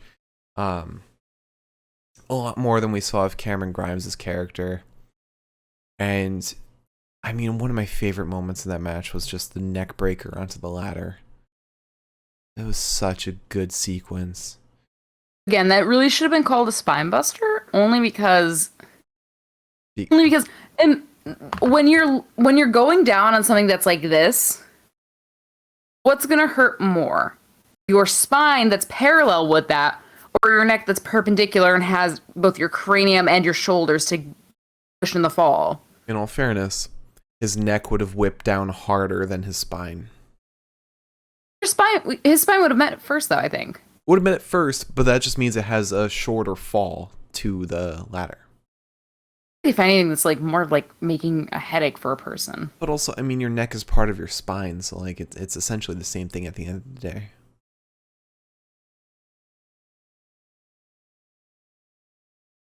I think it's a neck breaker because it's so fast that it like breaks your neck. Whereas a spine buster, in technicality, is like a tackle, basically. Sorry, I don't know if it's because I've had 2.5 beers, and apparently I'm a featherweight, or what, but you saying your neck is technically part of your spine actually just like opened my third eye, I think. Because when you're watching wrestling, like you're so used to like there's a neck breaker and there's a spine buster. Mm-hmm. They're never the same thing. Yeah. Now my brain is just like, oh fuck. I mean, it's like how a brain buster could also be a neck breaker. Yeah, see, that's what I always think of. Like whenever I see a brain buster, I'm like, but the compression. Yeah. I don't know. It's all just phrases at the end of the day. Don't take them too literally. But anyway, yeah, I thought LA Knight killed this. I think this match is a hopeful sign of what his $1 million championship reign could look like. And I look forward to it. I know a lot of people aren't, but I am. Then we had Raquel Gonzalez defending against Ember Moon. You know what? I'm going to go with Ember Moon. This was the best we've seen of her in so long. She looks fantastic. She gets better every time we see her. And not only did she look great, but she made Raquel look fantastic. There was, I can't even like remember a ton of the moves that she did, but Ember just, we saw such a different side of her today. I'm got like the Razor Ramon look going on. But yeah, Ember just looked so good in this match. And then lastly, we had the Fatal 5-Way. And I don't know if you'll agree, but I think we can both agree that it's not Pete Dunne. Pete was just... for sure. Pete was getting worked the entire match. I felt so bad for him. But I'm 100% going with Johnny Gargano. He just... He could be like in the same position as Pete Dunne and getting worked the entire match, but he would still look fantastic while doing it. This was Johnny Takeover. It really was. He continues to prove that Takeover really is when he shines for some reason. Like he comes alive specifically on quarterly Sundays. Like just the tornado DDT kicking off of Adam Cole's face, the lawn dart into Cole and Kyle, even the failed spear. Not only is he a fantastic wrestler, but he sells so well. He's just an incredibly well-rounded wrestler that I am shocked he doesn't get like GOAT tier levels of appreciation, because he is one of the best active right now. Personally, he is my favorite wrestler. Again, active. I thought in this match he was stunning, because he's not only good at you know, the entertainment wrestling, like delivering DDTs or his what's the name of his one of his finishers, like his signatures, One Final Beat, that's it. But he's also, part of his moveset is submissions. He's really good at technical wrestling in addition to entertainment wrestling. He's incredibly well-rounded. And we saw all of that on full display today. He really elevated this match. I feel like there was no reason for him to have been in such a spotlight as he was, and he killed it in that spotlight. So, but with all that said, my pick for Wrestler of the Night, I'm gonna do eliminations for this. I'm gonna narrow it down. It's not Xia Li, and it's not Bronson Reed. It is not LA Knight. And it's not Ember Moon. My pick for Takeover in Your House is Johnny Gargano. He's pretty much my pick for every Takeover. Although I don't think he was last Takeover. For Stand and Deliver. Convince me against Kyle. Convince me against Kyle. Against Kyle, I don't know. Kyle didn't do a whole lot in this match. He was mostly Kyle is amazing at selling. Like the way he sold that finish from Carrion was a fantastic way to end the match. But he didn't do a whole lot in the match to make a difference. Johnny was he changed the match. He shifted the tide going into this.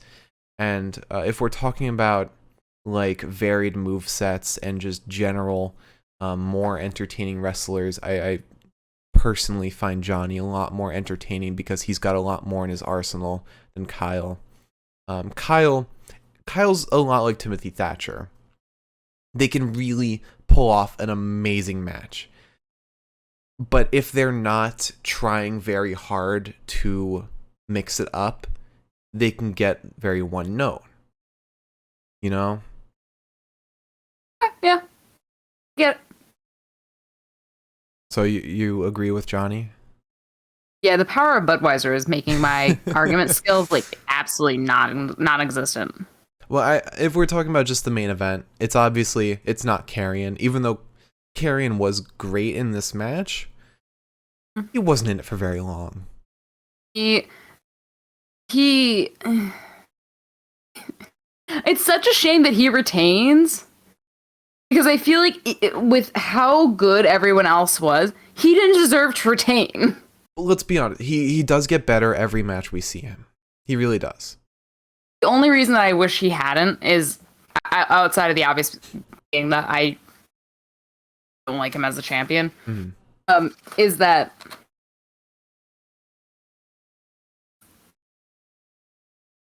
I was hoping he'd lose, so he got called up. Yeah. I know I said that he wouldn't because I don't think he's ready to be called up.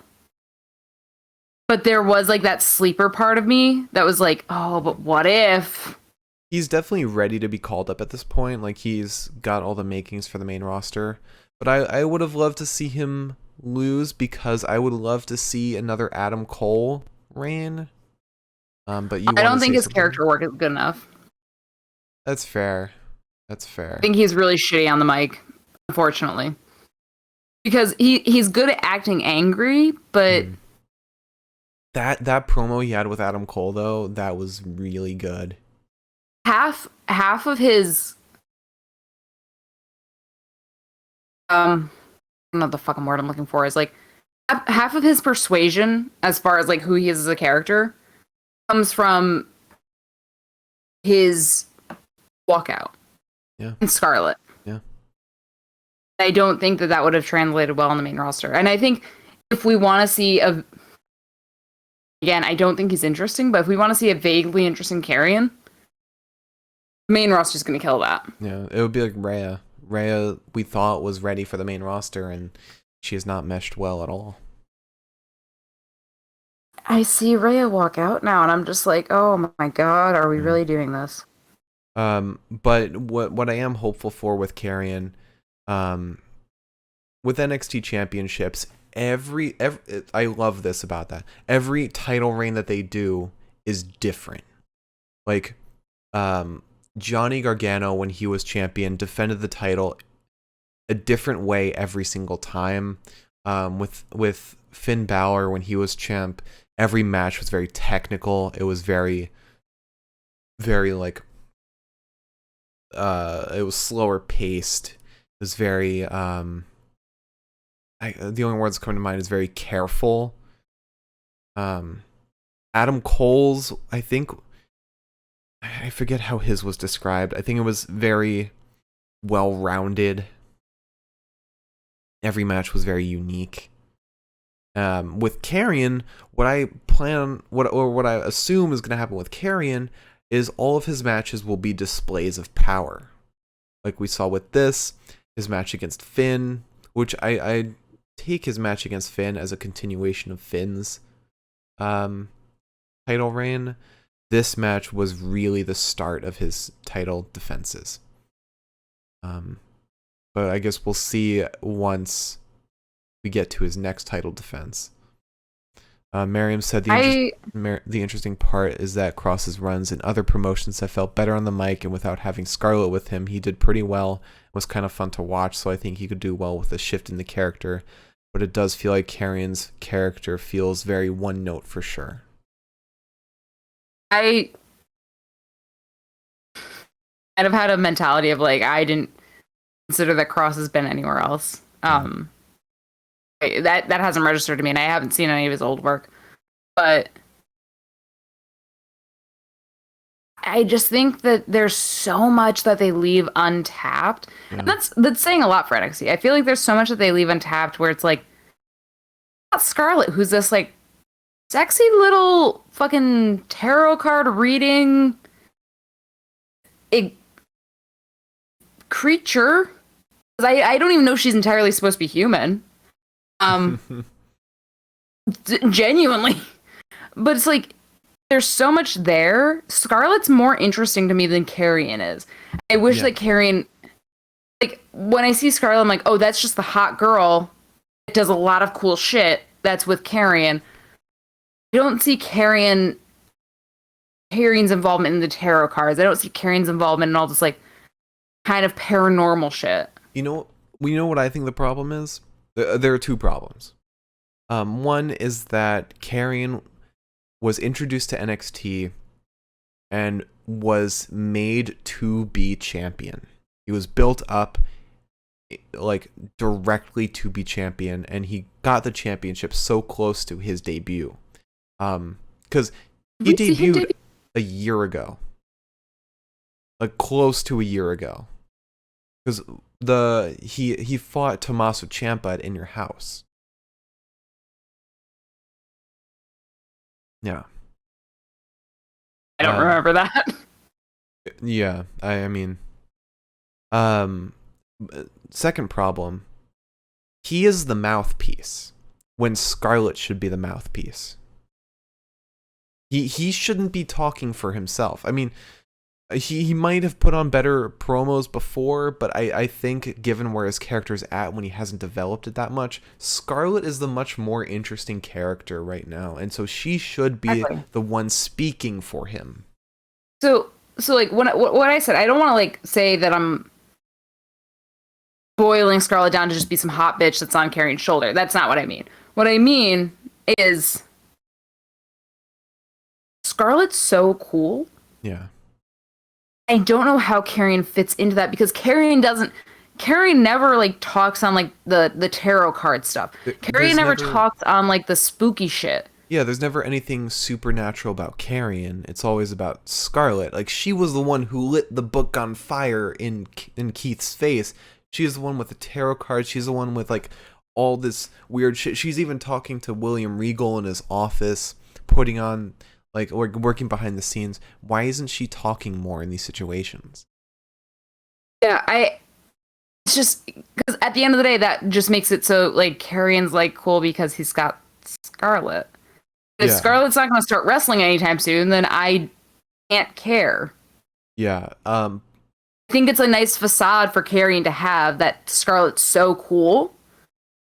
But we don't think to like that we never like think about like, oh, well, what does Karrion have that's interesting about him? Right. It's not. And I think one thing is that we haven't really considered is maybe Scarlett isn't great on the mic. Maybe Scarlett's even worse. Maybe, but like the promos that she cuts, at least I know they're pre-filmed, but the promos that she cuts are at least she puts on a good fucking show for. Continue. I was gonna say she puts on a good fucking show for somebody who might not be good on the mic. Maybe she's not good at like spur of the moment. Yeah, like from what we've heard of her, it very much feels like, I don't know. I feel like she wouldn't be good in the ring talking for an extended period of time. Like she's good in those pre-recorded vignettes where she's recording line by line. You know, I mean, there's just so much we can say. It's just that back to the original point. That was why I don't think Karrion's going to get called up, because I don't think Karrion knows who he's going to be yet. Yeah. I don't think he knows himself. But knowing NXT, they will help him figure out his character. They will round him much better. They will perfect him. I mean, he's already improved vastly since, like every time we see him, he's improved so much. I mean, listen, they're doing a good enough job at this point where it's like, we don't notice that he's got kind of a boring personality until we have to like deal with him alone. So yeah, he's a really good wrestler. He really is. He's gotten so much better. So can I just point out, not anything to do with NXT. I noticed after last Friday's podcast, I have, because for people who don't know anything about the room setup, I've got 2 lamps on. I did not have the other lamp on last podcast, and I was sitting here and I was like, why do I look so fucking weird? I never turned it on. Brain. Miriam said the promo where she convinced Danny and Oni to put the titles up against Finn and Karrion was the longest she spoke live, but it was one of those promos where she didn't say anything of substance. Yeah. And that's exactly what I would worry about. I don't remember that at all, actually. It's the same reason I'm worried, not to completely shift, but it's one reason I'm worried about like Eva Marie coming in.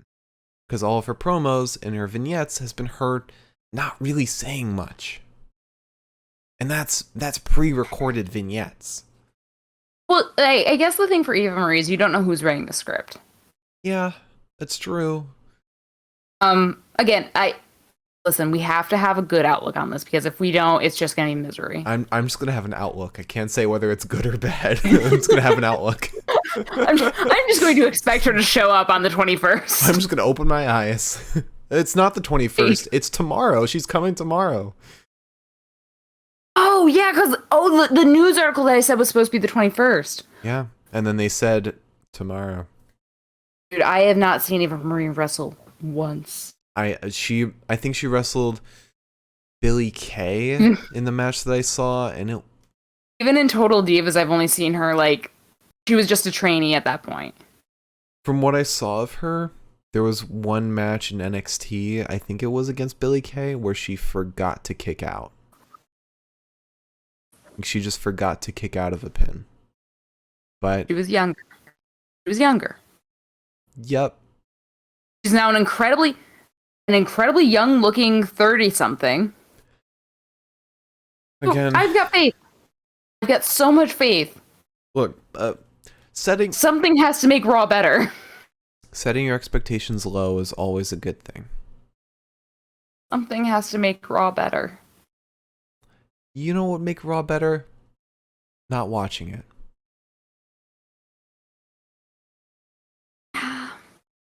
It's better that that she's going to Raw and experiment there, come back there, have her ring rust there, and especially if the draft is coming up. Right, and not like bring down SmackDown while she's trying to experiment. You know. Raw is the developmental territory now. Honestly, it really is. It's the AEW Dark of WWE. The thing is that like I'm such a control freak. I could not watch Raw. Like, I couldn't. I have to watch. I have to know what's going on. Yeah. That will forever be my Achilles heel. But to spin this back around to NXT. You know, we were still talking about that. We aren't done with it. This is another stereotypical NXT podcast where we don't stop fucking talking.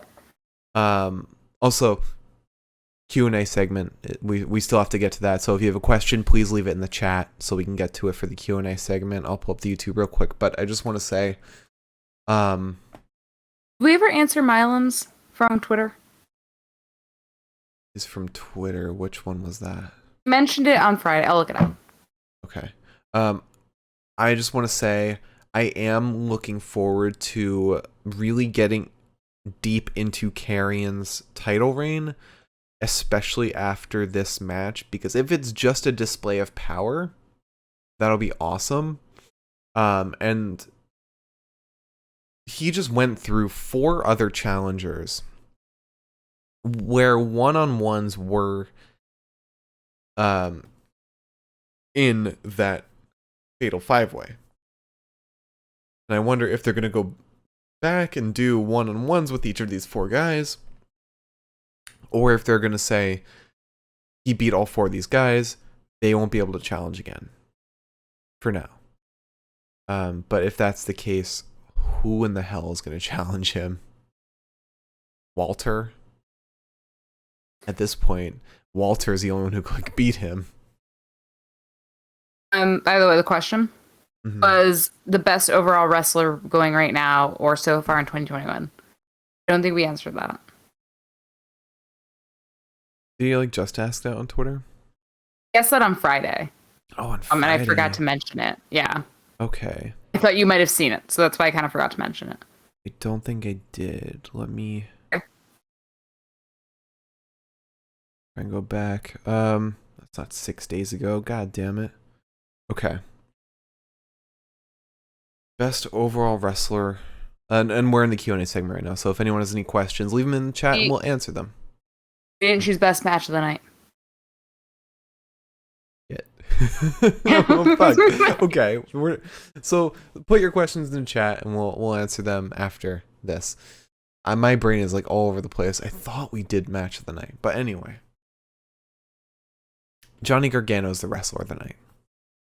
We started off with the winner-take-all match between MSK, Bronson Reed, and Legado. This match was a super fun match where we saw great tag team chemistry between everyone. I didn't expect Bronson and MSK to mesh so well, but they really did. Even with the matching gear and everything. It was just a really fun match. It had a great show off of how much of a heel Santos is. And there were some really fun sequences involved. Like the sequence of dives where everyone was just diving out on Legado. Then we had Xia Li versus Mercedes Martinez. Like I said, my least favorite match of the night, just because it wasn't very eventful. It was fine. It was good. A good show of a nice physical match between Xia and Mercedes, but not a whole lot of intricacies.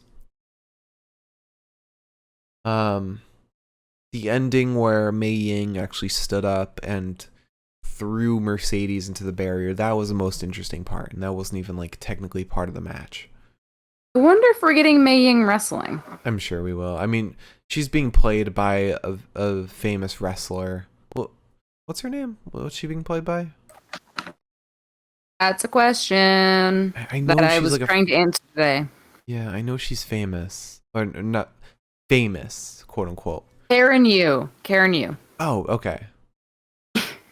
I knew it was somebody with a last name that I was like, that's very short. Yeah. I knew it was Karen something. Yeah. It's Karen Yu who's playing Mei Ying. Isn't she also called Karen Q? She might be, because that was what I actually had in my head. Okay. Yeah. Now that you've validated that, I'm like, maybe. But yeah, because she broke her arm or her leg or something, and has been out for about a year. So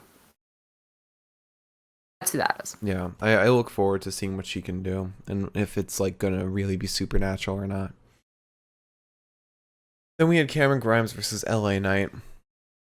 And I didn't have very high expectations for this, but it really blew any expectation I had out of the water. This was a really fun ladder match, and they, again, killed a ladder match.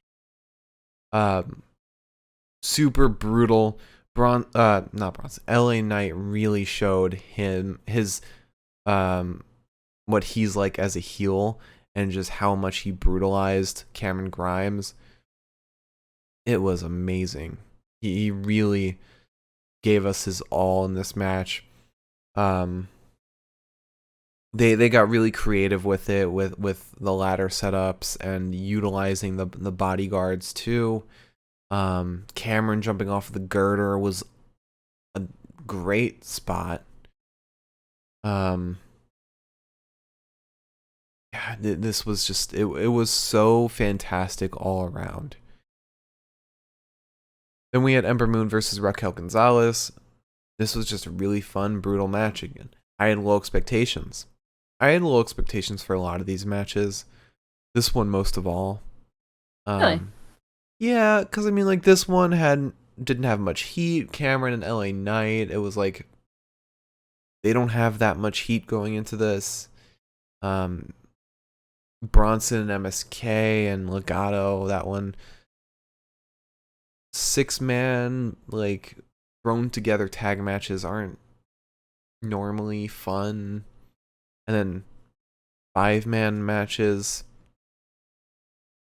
they can go either way, but every match pulled through today.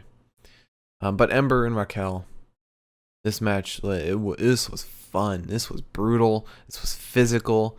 We saw an amazing Ember Moon. We saw fantastic Raquel. We saw a Raquel that could have a super dominant title reign and be extremely believable throughout. And Dakota interfering wasn't extremely frustrating because, like, she wasn't really breaking the rules, and then it didn't affect the outcome of the match at the end of the day. Like it wasn't immediately affecting the match. And then seeing Shotzi return was fun too. It was just a really fun match. And then we had the Fatal 5-Way for the NXT title. I mean, I gave this match 5 stars. The only other match that's had 5 stars this year is Cesaro and Roman Reigns. Wow. Okay. This was a fantastic match. This was one of the best Fatal 5-Ways, Fatal 4-Ways, whatever you want to refer to those matches as. This was amazing. Perfect example of how to do a multi-man title match. They had isolated 1v1s, but they also had chaotic mosh pits, perfectly utilizing the Fatal 5-Way setup, just like how the Triple Threat women's match at Backlash did. This was fantastic. We saw every wrestler at their peak. Karrion even looked great, but he wasn't overutilized. This match was very much like I could realistically see why he was kept off the sidelines, because all the wrestlers were really focusing on him so that he would be out of the match. And then there was always that worry if Karrion could lose that title without getting pinned. And they really hammered that home. Yeah. I agree. This match, this was. I'm hesitant to use the word perfect, but this was a perfect Fatal 5-Way title match. It really was. Went so much better than I expected it to. At the first reference of it, I was like, "Fuck, that's gonna be like a lot." Yeah. But they did it really well. Mm-hmm. Yeah. I was happy with this. And they really showed off Karrion as a strong champion, but didn't oversaturate him. This was perfect. So my pick for match of the night is the Fatal 5-Way for the NXT Championship.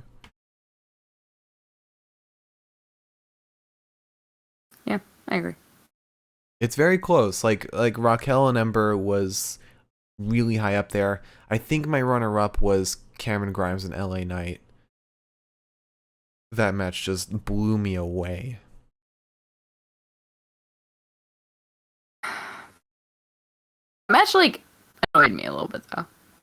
Just the ending. Oh, you mean with LA Knight winning?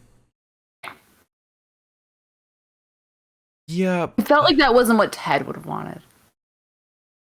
Well, Ted has. I saw Milam tweeted this that Ted DiBiase always mentions they need to have a full gas tank all the time, and LA Knight has that compared to Cameron Grimes. But also they're very obviously turning Cameron Grimes face, and if the winner of this belt is going to side with Ted DiBiase, it's definitely going to be a heel over a face, because Ted is very much a heel right now. Yeah. So, to run it back, Wrestler of the Night, Johnny Gargano, and the match of the night, the Fatal 5-Way for the NXT Championship. So, you want to do our Q&A? Yes. Alright, so if you have any questions for us, leave them in the chat now, and we will definitely answer them, because we love answering questions from you folks, lovely people watching this. From Milam, a couple days ago, like you mentioned, best overall wrestler going right now, or so far in 2021, as we're at the halfway mark. Do you have anyone in mind? Okay, first of all, the fact that Milam said that we're at the halfway mark of 2021 is Stop. fucked me up a little bit.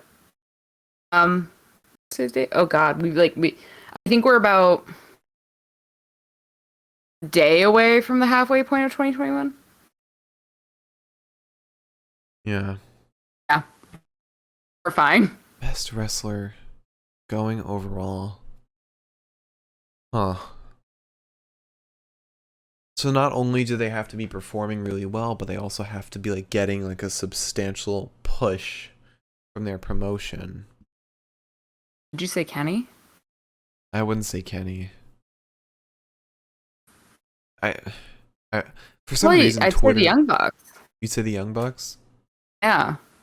That's a good choice. I'm also trying to consider Impact right now.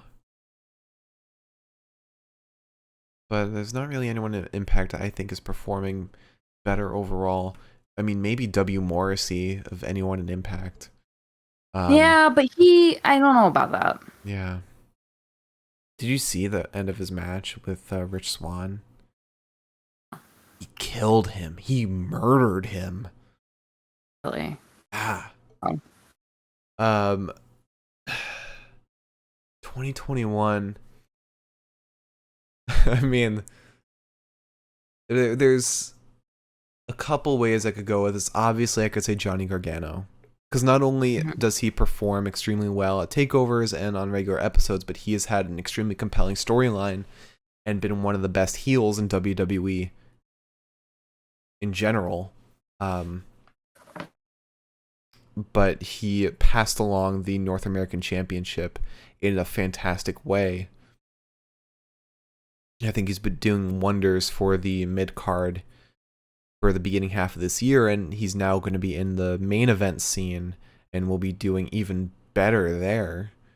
But I could also say Bronson Reed, because the evolution his character has taken in his wrestling performance has been phenomenal throughout this year.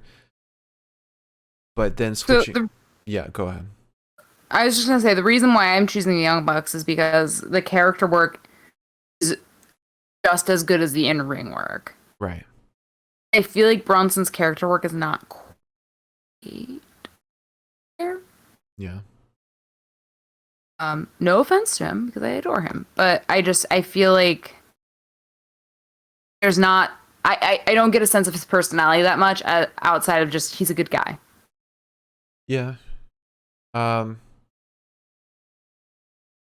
Okay, so then you make good points. So I'll remove my Bronson, but I'll keep Johnny in consideration. But I do want to throw out Bianca Belair. Bianca has had an incredible year, from having one of the best Royal Rumble matches ever. Hmm? Where is she? Bianca? Yeah.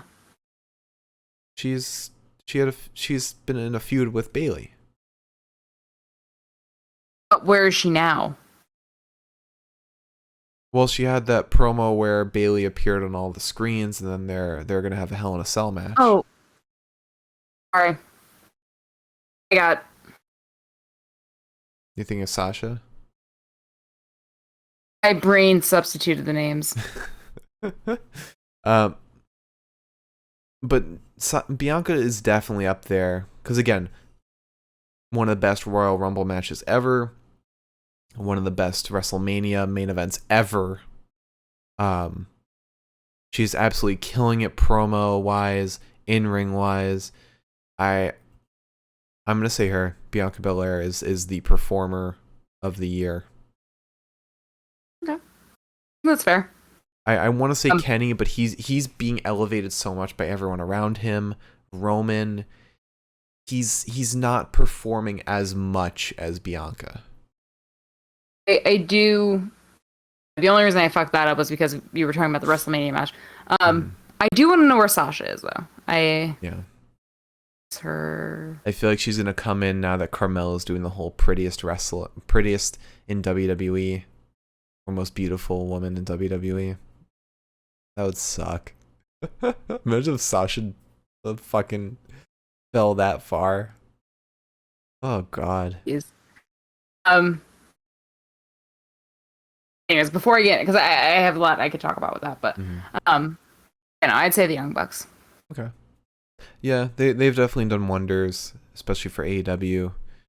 Not only what they do on TV, but also what they do on BTE. That they just continue their character work, and they're still so phenomenal off TV. Yeah. And then Miriam has a question: if you guys were going to participate in a takeover, what would your gear look like?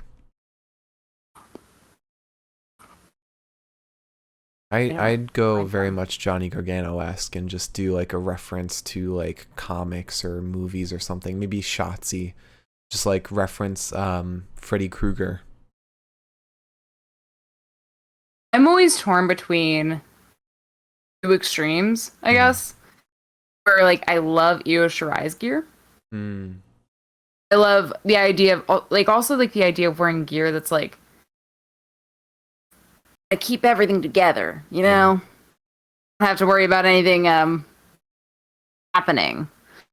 Love that. I feel like I'd be most comfortable in that. But then also at the same time, like walking out in like an almost like Charlotte Flair-esque robe back when she was like doing like the Queen stuff.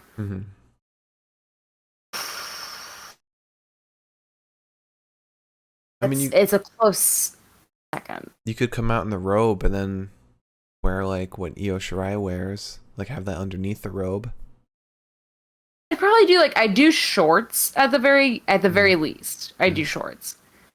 Because I also think that there's something to be said for having your legs freely mobile. Yeah. Like maybe like a nice little like top, like some fun straps, almost sort of like how Sasha does. You know? Definitely there would be 100% nice like boudoir robe involved. There's so the person I know, Aaron Rourke. I just watched a wrestling match of his like 2 weeks ago, I think, or a week and a half. I don't know. He had like one of those like it's like a sheer robe, but like with a feather lining, and I was like, that'd be me.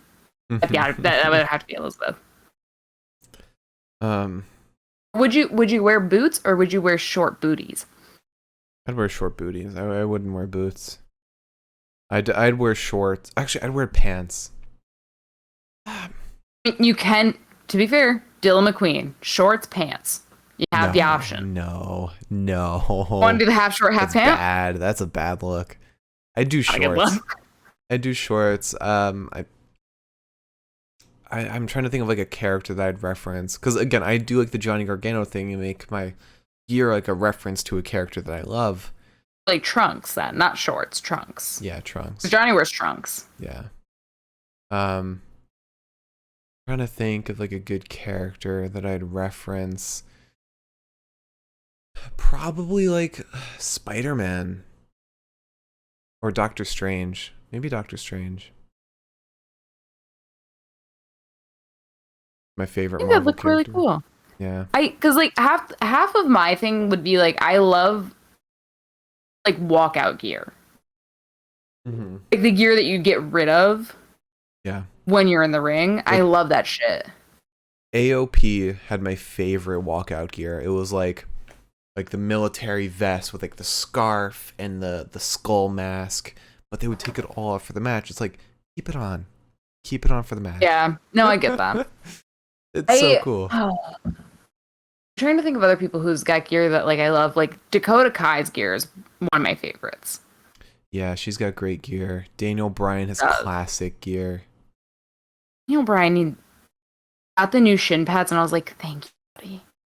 Christian, That's for so little. Christian has some great ring gear. Like his pants have an amazing design. I'm trying to remember because there was somebody that I saw just the other day, and I was like, that's what I would want. Would you want to do Candice LeRae's? I do like the idea of having wings. My like dream since I was probably too young to know about this was to have like the Victoria's Secret wings. Mm-hmm. I probably have wanted that longer than I should have wanted that, but my ultimate dream is to have those massive fucking feathered wings. Bitch, I would walk out in that. Mm-hmm. I'd be like a little Valkyrie. Speaking of, I was also thinking about Taya Valkyrie's robe when I was, or Frankie Monet's robe when I was talking about robes. Or Robert Roode's robe. Yes, like a smoker's lounge kind of robe almost. Okay. Yeah. So many people that I would probably draw from. Or okay, let's also be really honest. Liv Morgan's new gear. She's got great gear. I think that's what I saw, and I was like, I don't want to be that. I might also do like a Penta kind of gear minus the luchador mask. This got really good gear. He's got the best gear. And he doesn't go shirtless, he just keeps it all on. Love that. Okay. You feel satisfied with your answer? Yeah, now I'm thinking about it more though, so. Okay. Well, that ends the Q&A. Liz, would you like to close out the show? I suppose I will. If you joined us tonight, thank you so much for joining us and for putting up with our incredibly long tangents. And if you really, really, really, really, really, really, really enjoyed this, please consider joining us tomorrow for Raw. We watch it so you don't have to. If you don't want to watch Raw, tagline. You could just watch us. You don't have to watch the show itself. We will tell you exactly what fucking happens, and we'll try to make it sound fun. We won't be 3 hours long. No, we're about like an hour and a half at best. Yeah, at best. We used to be longer, and then we kind of just decided to cut it the fuck down. So with that said, please join us tomorrow night. It will be really fun. And if you're like, oh, I like you guys, but I don't like you guys that much, that's fine. Join us on Tuesday. We'll be talking about NXT, and it'll actually be fun. And exciting, because NXT is good. Anyways, Mark? Thank you all for watching. If you enjoyed, consider subscribing to the Twitch. You can watch all of our previous episodes there for the past 2 weeks. You won't have to wait for me to upload it to YouTube, which still haven't uploaded the SmackDown episode. That's embarrassing. But speaking of which, our YouTube is The Pinfall Podcast. Search that on YouTube. You can see all of our previous episodes there from the beginning of time, since our first podcast on YouTube is NXT in Your House. Happy anniversary! It's the first time that we've had a full circle pay-per-view. Yeah. Well, no. Backlash. It's the first time that we've had a full circle pay-per-view. All right. But also, if you subscribe to our Twitch, you get special emotes that are a lot of fun. One of them is of my feet, the other one is of Dexter Loomis, and one of Liz being very strong. Our Twitter is at Pinfall Podcast. My Twitter is at the Mark Cameron. Liz is at Eliza Elaine23. And once again, join us tomorrow for Monday Night Raw. You don't have to watch it, just us. We'll see you then. Have a fantastic evening and morning tomorrow, and we will see you for Monday Night Raw.